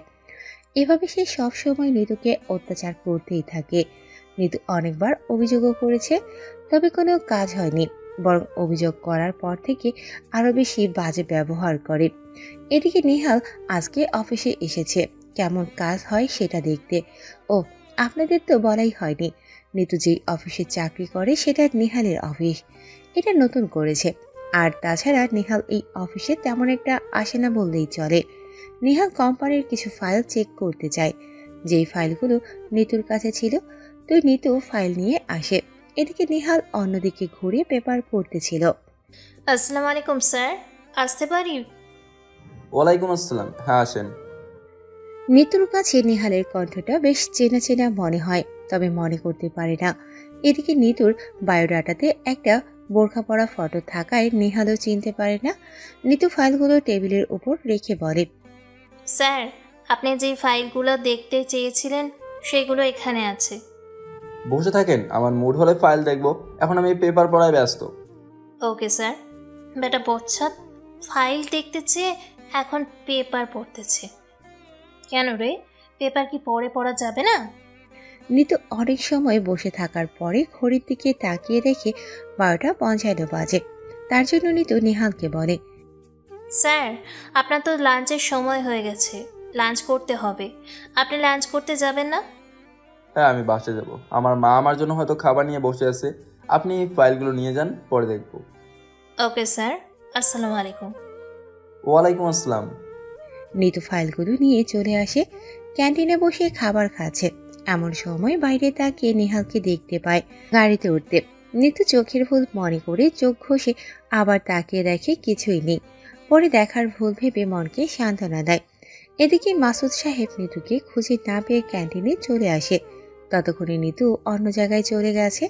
বিকেলে নিতু বাসায় ফিরে রান্না করতেছে আর ভাবতেছে, আজকে আমি এটা কি দেখলাম বা কণ্ঠ শুনলাম? না, এটা কি করে হতে পারে? আর হলেই কি, তার সাথে আমার ডিভোর্স হয়ে গেছে সেই কবে। এখন কি আর সে আমাকে মনে রেখেছে নাকি? নিতুর ভাবনায় ছ্যাদ ঘটে ভাত পুড়ে যাওয়ার গন্ধে। এদিকে নিহাল ওর মায়ের সাথে বসে গল্প করতেছে। নিহাল, ঋতু কোনো খবর জানতে পেরেছিস নাকি? কি করে পারবো, তার কোনো কিছুই তো আমার কাছে নেই। তুইও কম না। কত করে বললাম একটা ডিভোর্স দেওয়া মেয়ের আশা ছেড়ে দিয়ে নতুন কোনো মেয়েকে বিয়ে করে সংসার সাজা। না, তুই তো আমার কথা শুনলি না। দেখো মা, আমি জীবনে একটা মেয়েকেই বিয়ে করছিলাম। ওর স্মৃতি নিয়ে সারা জীবন কাটিয়ে দিতে চাই। ওর জায়গায় আমি কাউকে বসাতে পারবো না। সে তো ঠিকই মনে হয় অন্য কাউকে নিয়ে ঘর বেঁধেছে, তাহলে তুই কেন পারবি না? নিতু আমাকে ডিভোর্স দিয়ে হয়তো নিজের কাছে জিতে গেছে, তবে আমি তার খুশি দেখতে পেয়ে জিতে গেছি। তুমি কি চাও না তোমার ছেলে তার ভালোবাসার স্মৃতি আঁকড়ে ধরে বেঁচে থাকুক? তোর সাথে কথা বলা আর পাগলের সাথে কথা বলা একই কথা। যা গিয়ে ঘুমিয়ে পড়। তোর বাপ তো মরেই গেছে, বেঁচে গেছে। আমার হয়েছে যত জ্বালা। তোকে বুঝাতে বুঝাতে আমি অর্ধেক বয়স পার করে ফেললাম। সমস্যা নাই মা, এখন পার্লারে নিয়ে মেকআপ করালে বয়সের ছাপ বোঝা যায় না। তখন তোমাকে একদম 17 বছরের তরুণীর মতো লাগবে। ফাজলাম করিস আমার সাথে? হ্যাঁ, ফাজিল ছেলে। তুমি বললে দেখেই তো বললাম। যা বাপ, ঘুমিয়ে পড়। হাসি ঠাট্টা অনেক হয়েছে। ওকে মা, শুভরাত্রি। শুভরাত্রি। তারপরে নিহাল ঘুমোতে চলে যায়। নিহালের যেন কিছুতেই ঘুম আসতেছে না। আগের সেই স্মৃতি যেন নিহালের চোখের সামনে ভেসে ওঠে। নিহাল একদিন রাতে ঘুমানোর জন্য চেষ্টা করতেছে, ঠিক তখনই নিতু এসে বলে, কি ব্যাপার মহারাজ, আপনার ঘুম হচ্ছে না নাকি? দেখো না নিতু, আমি ঘুমানোর খুব চেষ্টা করতেছি, তবে কোনোভাবেই আসতেছে না। আচ্ছা ঠিক আছে, তুমি আমার কোলে মাথা রেখে শুয়ে পড়ো, আমি তোমার মাথা টিপে দিই। দেখবে 2 মিনিটে ঘুমে চলে আসবে। ঠিক আছে, দেখি আমার ডাক্তার বউয়ের হাতের ওষুধ কতখানি কাজ করে। নিহালের কথা শুনে নিতু হালকা করে একটা কিল দেয়। নিহাল নিতুর কোলে শুতে গিয়ে ঠাস করে ফ্লোরে পড়ে যায়। নিহাল উঠে মাথায় টোকা দিয়ে বলে, দূর, বউ চলে গেছে, তবে স্বপ্নটাকে নিয়ে যায়নি। আমার বউটা যে কোথায় আছে কে জানে, নাকি অন্য ছেলের ঘর সাজাচ্ছে কে জানে। নিহাল উপরের কথাগুলো ভাবতে ভাবতেই ঘুমিয়ে যায়। এভাবেই পার হয় আরো বেশ কিছুদিন। একদিন বিকেলে নিহাল গাড়ি নিয়ে রাস্তা দিয়ে যাচ্ছেন। ঠিক তখনই দোকানে দেখতে পায় নিতুর ভাই নাহিদ। তাই আর দেরি না করে নিহাল দ্রুত গাড়ির সাইড করে নাহিদের কাছে চলে আসে। নাহিদের কাছে গিয়ে বলে, আসসালামু আলাইকুম ভাইয়া, কেমন আছেন? এদিকে নিহালকে দেখে নাহিদ চিনতে একটুও ভুল করে না, তবে তাকে এভাবে দেখতে পেয়ে বেশ অবাক হয়ে যায়। আর অবাক হয়েই বলে, ওয়ালাইকুম আসসালাম। আরে নেহাল, কেমন আছো? এই তো ভাইয়া আছি কোনো রকমে। তা আপনারা কেমন আছেন? আসো বসো, চা খেতে খেতে কথা বলি। আচ্ছা ঠিক আছে। তারপরে ওরা দুজনে চা খেতে খেতে কথা বলতে থাকে। কথা বলার এক পর্যায়ে নেহাল নাহিদকে জিজ্ঞেস করে বসে, আচ্ছা ভাই, একটা কথা জিজ্ঞেস করি, কিছু মনে করবেন না তো? আরে না, বলো, কি জানতে চাও? নিতুর কি আবার বিয়ে হয়েছে? নিতু আর বিয়ে করেনি, ও বিয়ের নাম মুখে আনতেও ঘৃণা করে। তাহলে ও এখন কোথায় আছে? জানি না ভাই। আপনার বোন কোথায় আছে আপনি জানেন না? এটা কেমন কথা? নিহালের কথা শুনে নাহিদ ওদের সাথে ঘটে যাওয়া সকল ঘটনা খুলে বলে। সবকিছু শুনে নিহাল বলে, কিন্তু ভাই, আমি তো নিতুকে এখনো ডিভোর্স দেইনি। আপনি তাকে বিয়ে দেওয়ার চেষ্টা কিভাবে করলেন? ডিভোর্স দেওনি মানে? ডিভোর্সের কাগজ আমি নিজের হাতে তোমার বাসায় পাঠিয়ে দিয়েছি। দেখুন ভাই, আমরা যদি আদালতে ডিভোর্স করতাম তাহলে সঙ্গে হয়ে যেত। আমরা সেটা করিনি, তা আপনারা আমার কাছে ডিভোর্স লেটার পাঠিয়েছেন যেন আমি সাইন করে দিই। তবে ভাই, একটা কি জানেন, আমি আপনার বোনকে এত পরিমাণে ভালোবাসি যে যার কারণে আজও সেই পেপারে আমার সাইন করা হয়নি। এখনো সেই পেপারটা আমার ওয়ার্ড্রোপে ড্রয়ারে পড়ে আছে। নিহালের কথা শুনে নাহিদ যেন আকাশ থেকে পড়ল। এমন অবস্থা! নাহিদ বেশ অবাক হয়েই জিজ্ঞেস করে, কি বলছে সব? তোমার মাথা কি ভাই পাগল হয়ে গেছে নাকি? আরে ভাই, আমি পাগল হতে যাব কেন? আমি যেটা বলতেছি সেটা একদম সত্য। আমি আসলেই আপনার বোনকে ডিভোর্স দিতে পারিনি। সেই কথা এখন আর বলে কোনো লাভও নেই ভাই, কেননা আমরা তো ওকে বাড়ি থেকে তাড়িয়েই দিয়েছি। এখন কোথায় আছে কি করে তার কিছুই আমরা জানি না। তাহলে কি আমি আর ওকে কখনো ফিরে পাবো না? সেটা একমাত্র আল্লাহ জানে। তোমার কপালে যদি নিতুকে আবার ফিরে পাওয়া লেখা থাকে তাহলে পেয়েও যেতে পারো। আল্লাহর কি লীলা খেলা, সেটা কেউ বুঝতে বা বলতে পারে না। আচ্ছা ভাইয়া, ভালো থাকেন। আমি তাহলে আসি, পরে আপনার সাথে যোগাযোগ করবো নি। ওকে ভাই, সাবধানে থাকিও। আর বললাম বাসায় চলো। যেই বাসায় আমার বউ জায়গা পায়নি সেই বাসায় আমি কি করে যাই বলেন? নিহাল উপরের কথাগুলো বলে সেখান থেকে গাড়ি নিয়ে চলে আসে। নিহাল এটা ভেবে অনেক খুশি যে নিতু এখনো বিয়ে করেনি। নিহাল তাড়াতাড়ি বাড়িতে গিয়ে ওর মাকে জড়িয়ে ধরে, যেটা দেখে ওর মা বলে, কি ব্যাপার বাজান, আজকে বাইরে থেকে এসি মায়ের প্রতি এত ভালোবাসা, ঘটনা কি? মা, আমি নিতুকে... কি, তুই নিতুকে পেয়েছিস? আরে না, আজকে নিতুর ভাইয়ের সাথে দেখা হয়েছিল, অনেকটা সময় কথা হয়েছে, তবে নিতুর কথা বলতে পারেনি। সে কোথায় কেউ জানে না। মানে কি, নাহিদ নিতুর ভাই হয়ে কেন জানে না তার বোন কোথায়? আসলে নিতুকে নিয়ে ওরা নাকি অনেক সমস্যায় ছিল, সমাজের সবাই নানান কথা শোনাচ্ছিল, আর নিতু নতুন করে বিয়ে করতে রাজি ছিল না, যার কারণে ওরা নিতুকে বাড়ি থেকে বিয়ে করে দিয়েছে। কি বলিস এসব? আমি আগেই বলেছিলাম তুই বৌমার খোঁজ নে, কিন্তু তুই তো আমার কথা শুনিসনি। আমি কি জানতাম নাকি যে এমনটা হবে? আমি তো চেয়েছিলাম ও একটু ডিভোর্স মেয়ের কি কষ্ট সেটা উপভোগ করুক। এখন কে জানতো এরকম কাহিনী ঘটবে ওর সাথে? আমি যদি জানতাম তাহলে সেই কবে ওকে আমি ফিরিয়ে আনতাম। এখন তো আর এসব কথা বলে লাভ নেই, যা হবার তো তা হয়েই গেছে। তার চেয়ে বরং তুই বৌমাকে খুঁজতে থাক, যদি সামনে পড়ে যায়। আমি তো চেষ্টা কম করতেছি না মা, কিন্তু আমি ওকে পেয়েই উঠছি না। কোথায় গিয়ে লুকিয়ে আছে কে জানে। চিন্তা করিস না, তোর ভালোবাসা যদি সত্যি হলে একদিন ঠিকই পেয়ে যাবে। আর সব থেকে বড় কথা, নিতু যখন এখনো বিয়ে করেনি, তখন তোকে রেখে আর কাউকে বিয়ে করবি না মনে হয়? মা, তোমার কথাই যেন সত্যি হয়, আমি ওকে ছাড়া কিন্তু একদম বাঁচতে পারবো না। তোকে কতদিন বলেছি মরার কথা বলবি না, তোকে ছাড়া আমি বাঁচতে পারবো বল? আচ্ছা মা, আর বলবো না, এবার একটু হাসো। তোমার মুখটা মলিন থাকলে একটুও ভালো লাগে না। ফাজিল ছেলে মাকে কষ্ট দিবে, আবার খুশিও করবে। আচ্ছা যা, ফ্রেশ হয়ে আয়। ঠিক আছে মা। এভাবে ওদের মাঝে অনেক কথা হয়। পরের দিন সকালে নাহিদ খাবার খাওয়ার সময় ওর মাকে বলে, মা, তোমাকে তো একটা কথা বলতেই ভুলে গেছি। কি কথা বাজান? গতকালকে নিতুর জামাইয়ের সাথে দেখা হয়েছিল। নিতু কি তাহলে আবার বিয়ে করেছে নাকি? এই জন্য ভালো লাগে না, কথা শেষ করার আগেই কথার মাঝে বাম হাত ঢুকিয়ে দাও। আমি কি বলেছি নিতু বিয়ে করেছে? তাহলে তুই না বললি নিতুর স্বামীর কথা? আরে বাবা, আমি নিহালের কথা বলছি। কি বলেছিস? নেহাল তোর সাথে দেখা করেছে? শুধু দেখাই না, বরং আরো আশ্চর্যজনক ঘটনা হলো, নিহাল নাকি এখনো ডিভোর্স পেপার সাইনই করেনি। কি বলিস? তাহলে তো ওদের এখনো ডিভোর্স হয়নি আইন অনুযায়ী। আর তাছাড়া আমরাও তাড়াহুড়ো করে ডিভোর্স পেপারে আর কোনো খবরও রাখিনি। তাই তো নিহাল নিতুর কথা জানতে চাইলো। আমি তো জানি না নিতু কোথায়, তাই বলতেও পারিনি। জানি না মেয়েটা কোথায় কিভাবে আছে। নাহিদ, তুই একটু রুহির সাথে কথা বলে দেখিস তো, কোনো খবর পাওয়া যায় নাকি। লাভ নেই, কেননা নিতু সেই সময় চাকরি ছেড়ে অন্য কোথাও চলে গেছে। ও চায়নি ওর জন্য কারো সমস্যা হোক। সব দোষ আমার। আমি যদি ওকে ভুল না বুঝতাম তাহলে এমনটা হতো না। জানো না মা, নেহালরা এখন অনেক বড় লোক। কি বলিস? আগে তো তেমন বড় লোক ছিল না। সেটাই তো, তবে নিহালের নানু বাড়ি নাকি অনেক ধনী ছিল। সেখানে টাকা পেয়ে নিহাল আর ওর মা ধীরে ধীরে ব্যবসা শুরু করে। এখন ওদের 2টা অফিস আছে। আমি নিজের হাতে মেয়ের সাজানো সোনার সংসারটা ধ্বংস করে দিচ্ছি। আল্লাহ হয়তো এর জন্য আমাকে কখনোই ক্ষমা করবেন না। এইসব বলে আর কি লাভ, যা ঘটার তা তো ঘটেই গেছে। এখন দেখার অপেক্ষা বাকি গল্পে কি ঘটে। নীরব দর্শকের মতন দেখতে থাকি, কোনো কিছু বলার তো আর অধিকার নেই। এভাবে ওদের মাঝে আরো অনেক কথা হয়। এদিকে নিতুর শরীরটা আজকে একদম ভালো না। প্রচন্ড জ্বরের কারণে বিছানা থেকে উঠতেই পারছে না। তবু অনেক কষ্টে বিছানায় মায়া কাটিয়ে ওয়াশরুমে চলে যায়।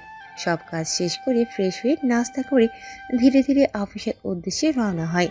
নিতু আজকে একটা পিঙ্ক কালারের শাড়ি পরেছে, দেখতে যেন একদম পরীর মতো লাগতেছে। নিতু অনেকটা সময় পরে অফিসে পৌঁছে যায়। নিতুর ডেস্কে বসার সাথে সাথেই মাসুদ সাহেব ডেকে পাঠায়। নিতু বেশ বিরক্ত হয়ে মাসুদ সাহেবের রুমে অনুমতি নিয়ে প্রবেশ করে। নিতুকে দেখে মাসুদ সাহেব বলে, নিতু, আমার সোনা, তুমি ওখানে দাঁড়িয়ে কেন? আসো, আমার রানের উপরে বসো। উফ, তোমাকে এই খুলে বসানোর জন্য কতদিন হলো অপেক্ষা করে আছে। স্যার, আপনার লজ্জা করে না? আমি আপনার মেয়ের বয়সী, আর আপনি আমাকে এসব কথা বলতেছেন? দেখো সোনা পাখি, পুরুষ মানুষের কখনো বয়স দেখা হয় না, কেননা তাদের শক্তি থাকলেই সব করা সম্ভব। ছি স্যার, ছি। এই আপনার মতো মানুষের জন্যই এই সমাজে প্রতিটা পুরুষকে খারাপের কাতারে পড়তে হয়। নিতুর কথা শেষ হতে না হতেই মাসুদ সাহেব বসা থেকে উঠে নিতুর হাত ধরে টান দেয়। এমনিতেই নিতুর শরীরটা খারাপ, তবুও নিতু নিজের সবটুকু শক্তি দিয়ে মাসুদ সাহেবের হাত থেকে নিজেকে ছাড়িয়ে নেয় আর ঠাস করে একটা থাপ্পড় দিয়ে বসে। মাসুদ সাহেব গালে হাত দিয়ে বলে, তুমি আমার গালে থাপ্পড় দিয়েছো, আমি কিছু মনে করিনি। তুমি আমার জান, এটুকু আদর তো দিতেই পারো। স্যার, এখন তো শুধু থাপ্পড় দিয়েছি, আগে যদি ফের এমন করেন তো পায়ের জুতো খুলে মারবো, মনে রাখবেন। সে না হয় মারলে সমস্যা নেই, তবে একটা কথা কেন বোঝো না? তোমার এখন প্রমোশন দরকার, আমার সাথে একটু সময় কাটালেই কিন্তু প্রমোশনটা পেয়ে যাবে। আর তাছাড়া আমি বুঝি না তোমার কি এমন সমস্যা আমার সাথে সময় কাটাতে, যেখানে তুমি কি করলে না করলে সেটা দেখার বা খোঁজ নেবার মতো কেউ নেই। যদি জামাই থাকতো সেটা আলাদা কথা ছিল। স্যার, দয়া করে আমার দিক থেকে নজরটা একটু সরিয়ে নিন প্লিজ। কেন বোঝেন না? আমি আর 10টা ডিভোর্সি মেয়ের মতো না। দেখো নিতু, আমি অনেক কিছু তোমাকে পাওয়ার জন্য সহ্য করেছি। এখন তুমি যদি নিজের ইচ্ছে আমার সাথে বিছানা না যাও তো আমি জোর করতে বাধ্য হব। আপনার যা মন চায় তাই করতে পারেন, আমি সেটা নিয়ে ভয় পাই না। নিতু উপরের কথাটা বলার সাথে সাথে মাসুদ সাহেব নিতুকে নিজের কাছে টেনে নিয়ে জোর করতে শুরু করে। নিতু কোনোভাবেই তার থেকে ছাড়া পাচ্ছিল না। নিতু হাতের কাছে থাকা ফুলদানি দিয়ে মাসুদ সাহেবের মাথায় আঘাত করে, যার জন্য মাসুদ সাহেব নিতুকে ছেড়ে দেয় আর নিতু পালিয়ে যায়।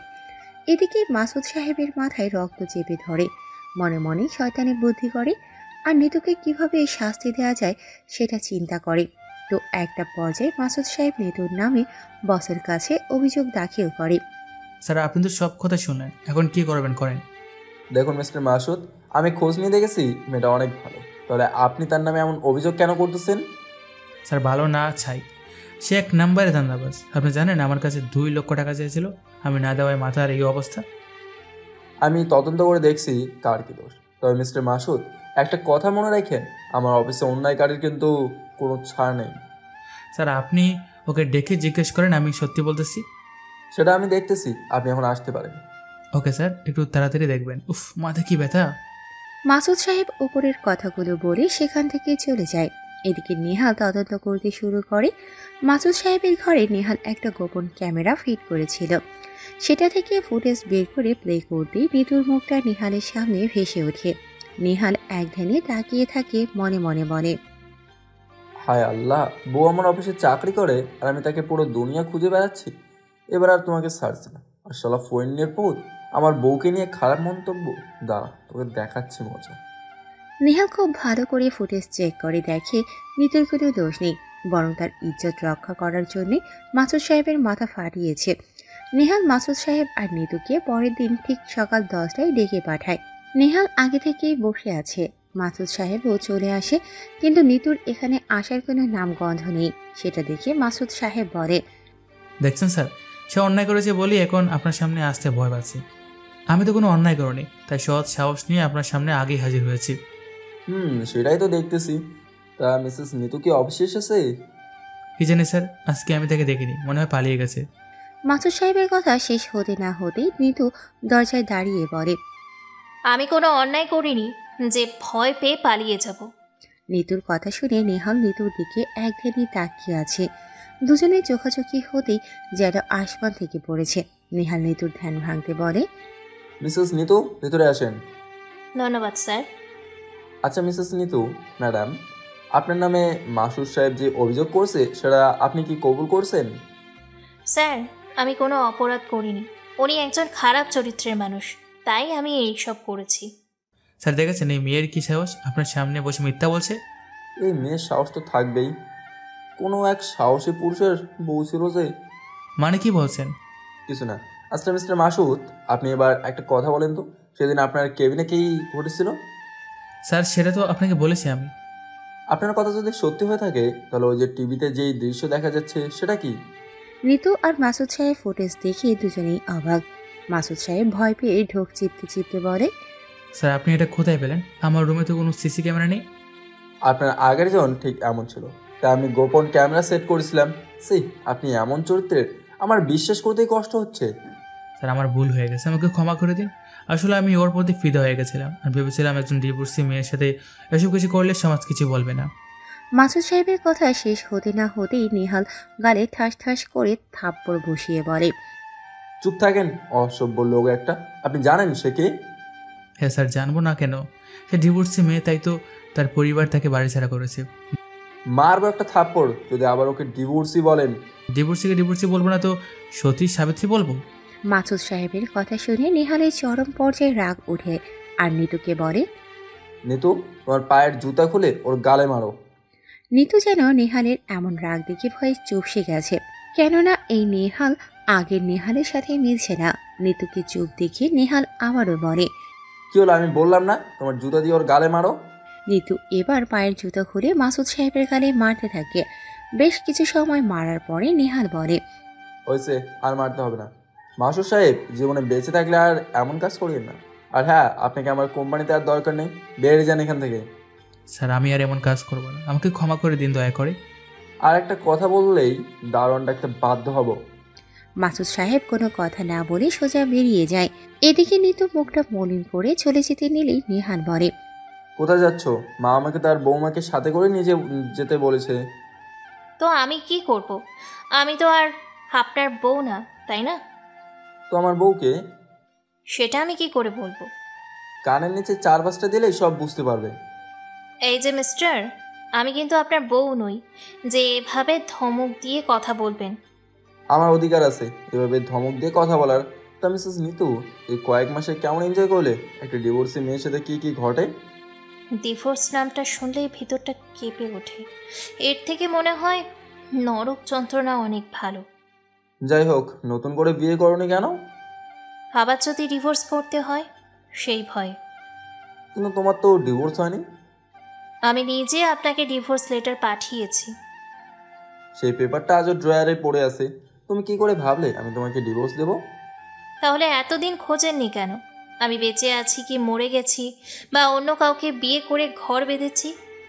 দেখলাম যেহেতু তোমার ডিভোর্স দেওয়ার অনেক শখ হয়েছিল, তো ডিভোর্সের কি মজা সেটা একটু পেয়ে নাও। আজ আমি সবার কাছে খারাপ, পরিবারের কাছে তো একটা বোঝা, যার কারণে বাড়ি ছাড়াই হতে হয়েছে। তুমি কি জানো এতদিন আমি তোমাকে কি রকম খুঁজেছি? এমন কোনো জায়গা নেই যে তোমাকে খোঁজা বাদ রেখেছি। এমনকি তোমার ভাই পর্যন্ত তোমার খবর দিতে পারেনি। আমি আপনাদের এত কষ্ট দিয়েছি, সেই তুলনায় আমাকে তো ঘৃণা করার কথা, তবুও আপনি আমাকে খুঁজেছেন। কি করব বলো? তোমার ভালোবাসার কাছে আমার মনে যে ঘৃণার সৃষ্টি হয়েছিল সেটা টিকতে পারেনি। এখনো আমাকে এত ভালোবাসেন? ঠিক কতটা ভালোবাসি সেটা ঠিক জানি না, তবে তোমার প্রতি আমার ভালোবাসা আগের থেকে এক বিন্দুও কমেনি। আপনি হয়তো আমাকে ভালোবাসেন, তবে আমি তো আপনাকে ভালোবাসি না। তোমাকে ভালোবাসতে বলেছে কে? আমি আমার বউকে ভালোবাসি, আমরা অফিসের কর্মচারীকে নয়। ওরে বাবা, তাই নাকি? তা আমি যে এখন এই অফিসের কর্মচারী হয়েই আছি, এত কথা বলতেছেন কেন? ওই তো মনের গহিনে জমে থাকা কথাগুলো বলে দেখছি, ঠিক আছে নাকি? ও আচ্ছা, আমি তাহলে আসি। কোথায় যাবে? কোথায় আর যাব? আপনার অফিসে তো আর আমার চাকরি থাকবে না, তাই আল্লাহ আবার যেখানে চাইবে জুটিয়ে দেবে চাকরি, সেইখানে যাব। আমি কি বলেছি এখানে তোমার চাকরি থাকবে না? একটা খারাপ মেয়েকে কি আর আপনি আপনার অফিসে রাখবেন, যে কিনা দিনে দুপুরে তার স্যারের সাথে? নিতু উপরের কথাগুলো বলে শেষ করার আগে নেহাল বসা থেকে উঠে নিতুর ঠোরজোড়া নিজের দখলে করে নেয়। আজ অনেক দিন পরে নিতুর কাছে সেই আগের অনুভূতি এসে ধরা দিয়েছে। হাজারবার নেহালের কাছ থেকে ছাড়া পেতে চেয়েই যেন ছাড়তে ইচ্ছে করতেছে না। আজ যেন নিতুর মনে হচ্ছে এভাবে সারা জীবন জড়িয়ে রাখো। নেহাল পাক্কা 5 মিনিট পরে নিতুকে ছেড়ে দিতে দুজনেই হাঁপাতে থাকে। ছাড়লেন কেন? আর একটু হলেই তো পটল তুলতে যেতাম। তাহলে অমন কথা কেন বললে? আমি জানি না আমার বউ কেমন চরিত্রের মানুষ। আপনার কাছে হয়তো আমি অনেক ভালো, তবে আমার কাছে আপনি তো ভালো হতে পারেননি। আমি হয়তো খারাপ তাই তোমার কাছে ভালো হয়ে উঠতে পারিনি, ওই তাই তুমি আমার কাছে ভালো। আমার কাছে তোমার কোনো দোষ নেই। এই যে আমি আপনাদের মা ছেলেকে এত এত কষ্ট দিয়েছি, তবুও বলছেন আমার কোনো দোষ নেই। তোমার প্রতি আমার কোনো অভিযোগ নেই। আচ্ছা, আমি তাহলে এখন বাসায় যাই। তুমি কি আমার বাসা চেনো যে বলছো বাসা যাবে? দেখেন, আমি আপনাদের সাথে যেই অন্যায় করেছি, তারপর আমি আর আপনার বাসায় যেতে চাই না। তোমার কি মাথা ঠিক আছে? আমি এতদিন ধরে খুঁজে আজ তোমাকে কাছে পেয়েছি আর বলছো বাসায় যাবে না? হ্যাঁ, আমি ঠিকই বলেছি। আপনি ভালো দেখে একটা মেয়েকে বিয়ে করে সুখে সংসার সাজিয়ে নিন। এ মনের গহিনে তুমি আসো আর সারা জীবন তুমিই থাকবে। তোমাকে যদি ভোলার হতো তাহলে আরো আগেই বলে যেতাম। দেখেন, মানুষ কিন্তু সবসময় ভালো জিনিসের পেছনেই ঘোরে, আর আপনি পড়ে আছেন আমার মতো খারাপ মানুষের পিছনে। আমার যে খারাপ মানুষটাকেই পাশে লাগবে এমন তো হতে পারে আমি আপনার সাথে কিছুদিন সংসার করে আবার অন্য কারোর ঘরণী হয়ে চলে গেলাম, তখন কি করবেন? এতদিনে যেহেতু এটা করতে পারেনি, আশা করা যায় মৃত্যুর আগ পর্যন্ত সেটা করতেও পারবো না। বুঝি না, আমার মতো খারাপ মেয়ের প্রতি আপনার এত বিশ্বাস কোথা থেকে আসে? দেখো নিতু, আমি এত কথা বলতে বলতে হাঁপিয়ে গেছি, তাই আর চাচ্ছি না কথা বলতে। তুমি আমার সাথে বাসায় চলো। আর হ্যাঁ, একটা কথা শোনো, মা বলেছি তোমাকে আমার বাসায় নিয়ে গেলে আর কখনো তোমার বাসায় আসতে দেবে না। কেন কেন? কেননা তুমি আমার বাসায় থাকাকালীন এমন ছিল না। যখন আমার বাসা থেকে তুমি তোমার বাসায় চলে আসলে তখন এসব নাটকের সৃষ্টি হলো। এই জন্যই আমাকে আপনার সাথে না নিয়ে যাওয়াটাই বেটার মনে হয়। তুমি আমার সাথে নিজের ইচ্ছেতে যাবে নাকি আমি জোর করে কাজে তুলে নিয়ে যাব? প্লিজ আমাকে ক্ষমা করে দিন।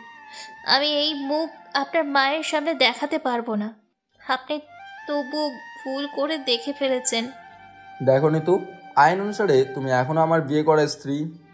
আপনি ডিভোর্স পেপারে সাইন করেন নাই, সেটা আপনার সমস্যা।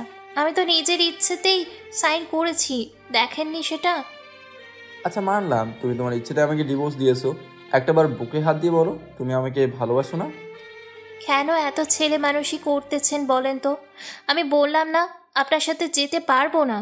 নিতুর কথা শেষ হতে না হতেই নেহাল নিতুকে কাঁধে নিয়ে বাইরে যেতে থাকে। এদিকে নিতু নেহালের কাঁধে কিল ঘুষি দিয়ে যাচ্ছে আর ছাড়তে বলতেছে। আর অফিসের সবাই বসের এমন কাণ্ড দেখে অবাক হয়ে তাকিয়ে আছে। তবে তারপরে জেনেছে নিতু আর নেহালের সম্পর্কের কথা। নেহাল গাড়ির কাছে এসে নিতুকে নামিয়ে দিয়ে বলে, এই যে মহারানী, নিজের ইচ্ছেতে গাড়িতে উঠবেন নাকি আবার কোলে তুলতে হবে, কোনটা?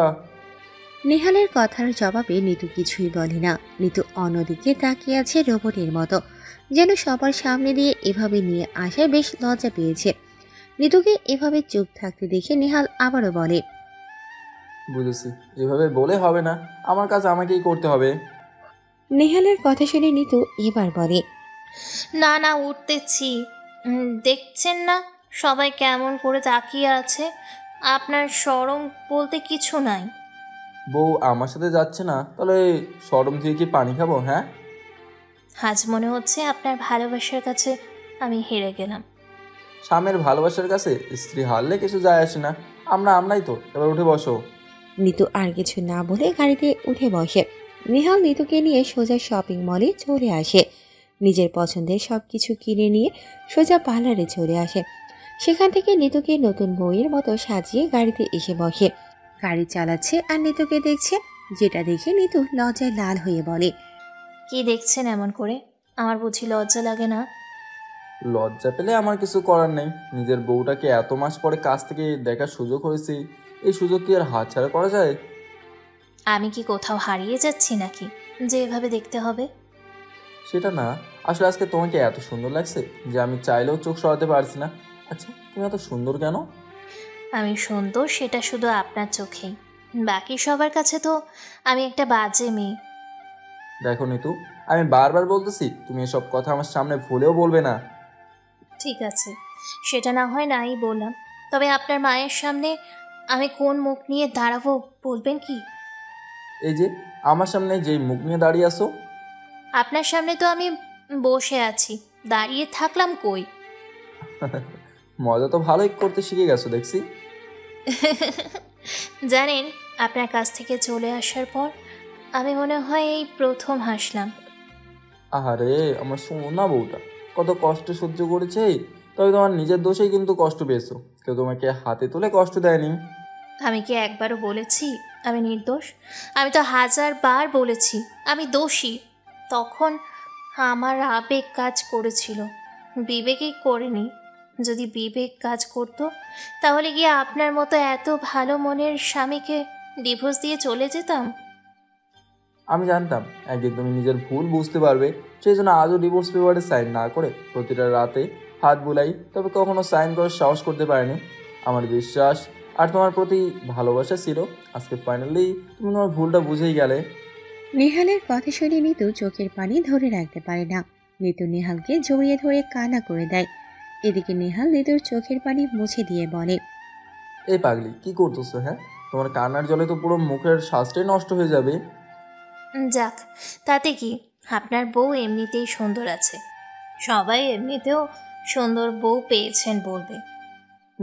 এক বউকে দুইবার পেলাম। খুব মজা নিচ্ছেন কিন্তু। বউটা আমার একটু তো মজা নিতেই হবে। এবার নামো, আমাদের বাসায় এসে গেছি। এত বড় বাসা? এটা আমাদের নতুন বাসা। তুমি চলে যাওয়ার পরে আমরা সিলেট চলে গেছিলাম, সেখান থেকে 2-1 মাস হলো এসেছি এখানে। আমি আপনাকে অনেক বেশি কষ্ট দিয়ে ফেলেছি, আমাকে প্লিজ ক্ষমা করে দিয়েন। আরে পাগলি, ক্ষমা না করতে পারলে কি আর সাথে করে বউ সাজিয়ে নিয়ে আসি নাকি? জানি না আম্মা কিভাবে দেখবে আমাকে। দেখো না তো, আমার মা সবসময় তোমাকেই ভালোবাসতো, আর এখনও তোমাকে তার মেয়ে হিসেবে মানে। শুধু তুমি নিজেই তাকে মেয়ে হারা করছিলে। ওদের কথা বলার মাঝে নেহালের মা গাড়ির কাছে চলে আসে বরণ ডালা নিয়ে। কেননা নেহাল আগেই ফোন করে ওর মাকে নিতুর ব্যাপারে সবকিছু বলেছে। নিতুর শাশুড়ির কাছে আসতেই নিতু তাড়াতাড়ি পা ছুঁয়ে সালাম করে। যে নিতুর মাঝে আকাশ পাতাল তফাৎ। নিতুর শাশুড়ি নিতুকে পা থেকে তুলে বুকে টেনে নিয়ে বলে, মারে, তোর স্থান আগেও আমার বুকে ছিল, এখনো আমার বুকে আছে।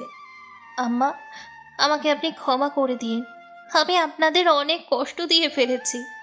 এই যে মা শোন, আমি তোকে পেয়ে আগে সব কষ্ট ভুলে গেছি মা। আমিও চাই তুই সব ভুলে আবার নতুন করে শুরু কর। আপনি পাশে থাকলে আমি সব কিছুই করতে পারবো। আম্মা, আমি আপনার কাছে পুত্রবধূ না, বরং আমি আপনার কাছে মেয়ের অধিকার চাই। আপনি আমাকে মেয়ের অধিকার দিবেন? পাগলি মেয়ে একটা, আমি তো তোকে আমার মেয়ে হিসেবে এই ঘরে এনেছিলাম, আজও তোকে সেই আসনে রেখেছি। তারপরে নেহালের মা নিতুকে বরণ করে ঘরে নিয়ে যায়। ঘরে আসার পরে নেহাল ডিভোর্সের ব্যাপারটা এনে বলে, কিন্তু এই যে দেখো তোমার পাঠানো সেই ডিভোর্স লেটারটা। দয়া করে ওটা আর আমাকে দেখাবেন না, আমি ওটার জন্য অনুতপ্ত। এই যে আমি এটা আগুনে পুড়িয়ে ফেললাম। যাক, আজ আমি আমার ছেলেকে নিয়ে চিন্তা করা বাদ দিলাম। আর এই যে মেয়ে শুন। হ্যাঁ মা, বলো। তোকে কিন্তু আমি আর কখনোই তোদের বাড়িতে পাঠাবো না। একবার পাঠিয়েই এতটা মাস মা ছেলে কষ্টের আগুনে পুড়েছি, আর সেই কষ্টের আগুনে পুড়তে চাই না।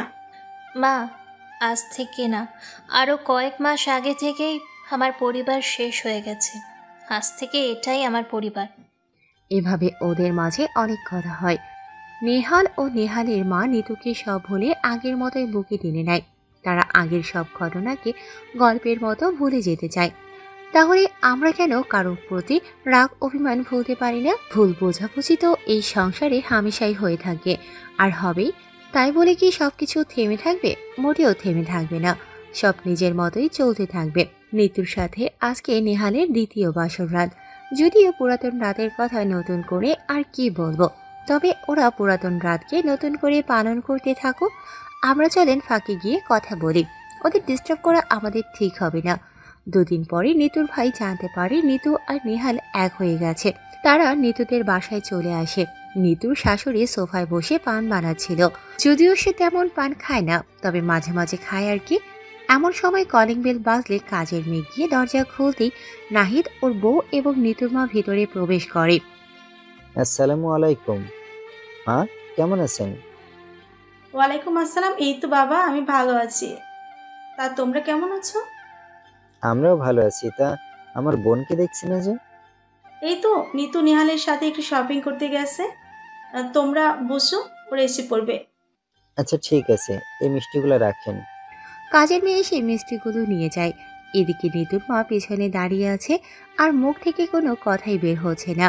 কোন মুখেই বা কথা বলবে। তবুও নেহালের মা আগ বাড়িয়ে বলে, আরে বিয়ান সাহেবা কেমন আছেন? এই তো আলহামদুলিল্লাহ। তা আপনি কেমন আছেন? আগে একটু ভালো ছিলাম না, ওই আপনার মেয়েকে আবার ফিরে পাওয়ার পর থেকে একদম ভালো হয়ে গেছি। বিয়াই, আগের সব ভুলে চলেন না, আমরা আবার আগের মতন করে শুরু করি। আমি ওইসব কিচ্ছু মনে রাখিনি, আপনারাও ভুলে গেলে খুশি হব। ওই তো আমার মেয়ে আর আমার ছেলে চলে এসেছে। নেহালের মায়ের কথা শুনে সবাই পেছনে তাকিয়ে দেখে নিতু আর নেহাল এসেছে। নেহাল সবার সাথে কথা বললেও নিতু কোনো কথা না বলে রুমে চলে যায়, যেটা দেখে নেহাল বলে, আপনারা কিছু মনে করি না, আসলে ওর রাগ একটু বেশি তো, তাই এমনটা করছে। আমরা ওর সাথে যা করেছি তার তুলনায় এটা কিছুই না বাবা। আমরা ওর উপরে অনেক বেশি অন্যায় করেছি, যা কখনো ক্ষমার যোগ্য না। আর ওসব বাদ দিন তো। মা, তুমি সবাইকে খাবার না দিয়ে বসে বসে গল্প করে পেট ভরাচ্ছ কেন? এই মাত্র এসেছে, তুই বৌমাকে বুঝিয়ে নিয়ে আসে, আমি খাবারের ব্যবস্থা করছি। ঠিক আছে মা। নেহাল উপরের কথাটা বলেই রুমে চলে যায়। নেহাল গিয়ে দেখে নিতু বিছানায় শুয়ে কান্না করতেছে। নেহাল নিতুর মাথায় হাত বুলিয়ে দিতেই নিতু নেহালের বুকে মাথা রেখে কান্না করে বলে, ওরা কেন এসেছে? ওদের কাছে তো আমি মরে গেছি। জান পাখি, এমন করে বলে না, তোমাকে তারা ভালোবাসে বলেই তো দেখতে এসেছে।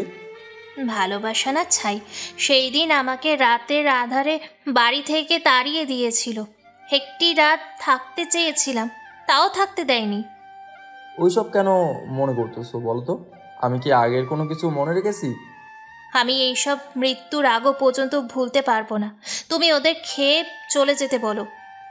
এমন করে না সোনা, তুমি তাদের সাথে কথা না বললে সবাই কি মনে করবে বলো? তুমি কি চাও আমি সবার কাছে ছোট হয়ে যাই? না, আমি আর তোমাকে কোনোভাবেই কষ্ট দিতে চাই না। এই তো আমার লক্ষ্মী বউ, এবার চলো নিচে যাই, সবাই একসাথে খাবার খাবো। শাড়িটা চেঞ্জ করি, না হলে আবার সবাই বলবে আমার স্বামী আমাকে পরার জন্য কিছুই দেয় না। সবাই জানে আমি কেমন, তোমার পরনে যেটা আছে সেটাই নতুন। এবার চলো, সবাই অপেক্ষা করতেছে। তারপরে নেহাল নিতুকে সাথে নিয়ে নিচে চলে আসে।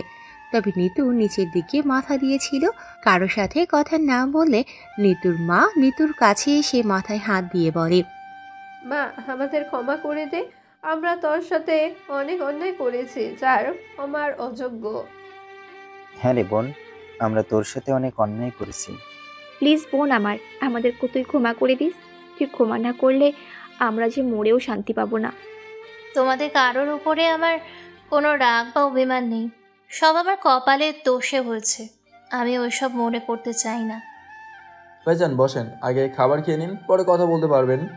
তারপরে সবাই একসঙ্গে খাবার খেতে বসে। নিতু সবাইকে নিজ হাতে বেড়ে খাওয়ায়।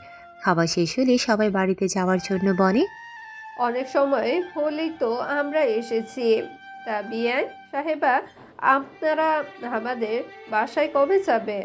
দেখুন বিয়ান, আমরা আপনার বাড়িতে যাব আসবো, কোনো সমস্যা নেই। তবে আমি আমার মেয়েকে কখনো আপনার বাড়িতে পাঠাবো না, সেটার জন্য আমাকে ক্ষমা করবেন। একবার যে শাস্তি পেয়েছি সেটা আমি দ্বিতীয়বার পেতেই চাই না। তাই বলি নিতুকে আমার বাড়িতে পাঠাবেন না? পাঠাবো না সেটা তো বলিনি, নিতু আপনাদের বাসায় যাবে, তবে এই ধরেন আমার সাথে বা নেহালের সাথে গিয়ে ঘুরে আসবে। আপনার বাড়িতে রাত থাকতে পারবে না। আপনি কি বোঝাতে চাইছেন আমরা নিতুর কানপোড়া দিয়ে নষ্ট করেছি, যার জন্য আমাদের বাড়িতে পাঠাবেন না? সেটা তো আমাদের থেকে আপনারাই ভালো বলতে পারবেন, কেননা বৌমা যখন আমার বাড়িতে ছিল তখন তো ডিভোর্সের ব্যাপারে কোনো কথাই বলেনি। আপনার বাড়িতে গিয়েই কেন কি এমন হলো যে সোজা ডিভোর্সের কথা উঠলো? মেয়েটাকে কষ্ট দিয়েছেন, তাই সেই সিদ্ধান্ত। দেখুন বিয়ান, ওইসব কথা বলে আর সম্পর্কের মাঝে ফাটল ধরাইয়েন না। এমনিতেই ওদের মাঝে অনেকগুলো মাস হারিয়ে গেছে। এবার দয়া করে ওদের সুখী সংসার করতে দিন। দোয়া করি মেয়ের আমার আপনার পরিবারে ভালো থাকুক, আর যেন আগের মতন কোনো সমস্যা না হয়। যখন আপনার সময় হবে তখন ওদের সাথে নিয়ে আমার বাসায় থেকে ঘুরে আইসেন। অবশ্যই আসবো। আত্মীয়তা করেছি, যাতায়াত না থাকলে কি আর হবে বলেন? আপনি ঠিক কথাই বলেছেন মা, যাওয়া আসা না থাকলে আত্মীয়তার সম্পর্ক ঠিক থাকে না। এভাবে ওদের মাঝে আরো অনেক কথা হয়। বিকেলে নিতুর পরিবারে সবাই চলে যায়। নিতু এখন বাড়ির সব কাজ করে, সাথে অফিস দেখাশোনা করে। আর শাশুড়িকে তো কোনো কাজ মনের ভুলেও করতে দেয় না। এমন ছেলের বউ পেয়ে মিসেস নাজিয়া বেগম খুবই খুশি। সে ভাবতে পারেনি এভাবে সব ঠিক হয়ে যাবে। দিন বিকেলে নিহাল আর নিতু অফিস থেকে ফিরতেছে, ঠিক তখন মাসুদ সাহেব ওদের সামনে এসে দাঁড়িয়ে যায়। কি ব্যাপার স্যার, আপনি খারাপ চরিত্রের মেয়ের সাথে কি করেন? আমার মতো আপনারও কি ওর প্রতি লোভ জেগেছে নাকি? মাসুদের কথা শুনে নিহাল আর একটা মুহূর্ত দেরি না করে মাসুদের গালে ঠাস করে থাপ্পড় বসিয়ে দেয় আর ঝাঁঝালো কণ্ঠে বলে, তোর সাহস তো কম না, আমার বউকে নিয়ে বাজে কথা বলিস। আপনার বউ মানে? তুই জানিস নিতু আমার বিবাহিত স্ত্রী, একটা ভুলের কারণে আমরা আলাদা ছিলাম। কিন্তু ম্যাডাম যে বলেছে সে নাকি ডিভোর্সি মেয়ে। ও আমাকে ডিভোর্স দিয়েছিল, আমি তো আর দেইনি। মাপ চা ওর কাছে। ম্যাডাম আমার ভুল হয়ে গেছে, দয়া করে আমাকে ক্ষমা করে দিন। আমি আগে জানলে আপনার সাথে কখনই এমন আচরণ করতাম না। আপনি আমার সামনে থেকে এই মুহূর্তে দূর হয়ে যান, না হলে আমি যে কি করে বসবো আল্লাহ জানে। রাগ করেন না ম্যাডাম, আমি এক্ষুনি চলে যাচ্ছি। মাসুদ সাহেব সেখান থেকে চলে যায়। এদিকে নিহাল নিতুকে নিয়ে সোজা একটা কফি শপে চলে আসে। দুজনে কফি খাচ্ছে আর গল্প করতেছে। আপনি কেন ওনার শরীরে আঘাত করতে গেলেন? এখন সে যদি আপনার কোনো ক্ষতি করে বসে? তোমার কি মনে হয় তোমার স্বামী এইসব লোক দেখে ভয় পায়? আরে ওদের মতো মানুষদের পাওয়ার আমি অল টাইম পকেটে নিয়ে ঘুরি। তবে যাই বলেন, আপনার হুঙ্কারে বেচারা সেই ভয় পেয়েছে। নিতু আর নেহাল কথা বলতেছে, এমন সময় রুহি কাছে এসে বলে, আরে বান্ধবী, তুই এখানে? আর কখন আসলি? আরে রুহি যে, তুই এখানে কি করে? আমি একটা কাজে এসেছি। তা বান্ধবী উনি কে? ও, তোর সাথে তো পরিচয় করিয়ে দেওয়া হয়নি। এ হচ্ছে আমার স্বামী, মানে আগে যার সাথে আমার বিয়ে হয়েছিল সেই। আর এ আমার বান্ধবী রুহি। ও মাই গড, এটা কি করে সম্ভব? তুই যাকে ডিভোর্স দিয়েছিলি সে আবার ফিরে তোর স্বামী হয়ে এসেছে? তাহলে পুরো কাহিনীটা শোন, বুঝে যাবি। তারপর নিতু সবটা খুলে বলে। রুহিও বুঝে যায় আর খুব খুশি হয় নিতুর খুশির কথা শুনে। ওরা কিছু সময় গল্প করে চলে যায়। বাসায় এসে সোফায় বসে বউ শাশুড়ি বসে গল্প করতে শুরু করে। দুজনের মাঝে এত মিল যা বলে বোঝানো যাবে না। কেউ কাউকে ছাড়া বোঝেই না। ওদের সংসার হাসি খুশি ভাবে চলতে থাকে। সব ভুলে আবার নতুন করে সংসারটাকে সাজিয়ে তোলার চেষ্টায় আছে নিতু। ওরা ওদের সংসার করতে থাকুক, আমরা বরং চলেন বিদায় নেই। অনেক তো হলো, আর কত গল্প বলবো। বলতে বলতে মুখ ব্যথা হয়ে গেছে। এই গল্পের কাহিনীর সাথে বাস্তবের কোনো মিল নেই, তাই কেউ বাস্তব চিত্র খুঁজে মেলানোর চেষ্টা করবেন না। ধন্যবাদ সবাইকে। আবার কথা হবে নতুন কোনো গল্পের মাঝে। আল্লাহ হাফিজ।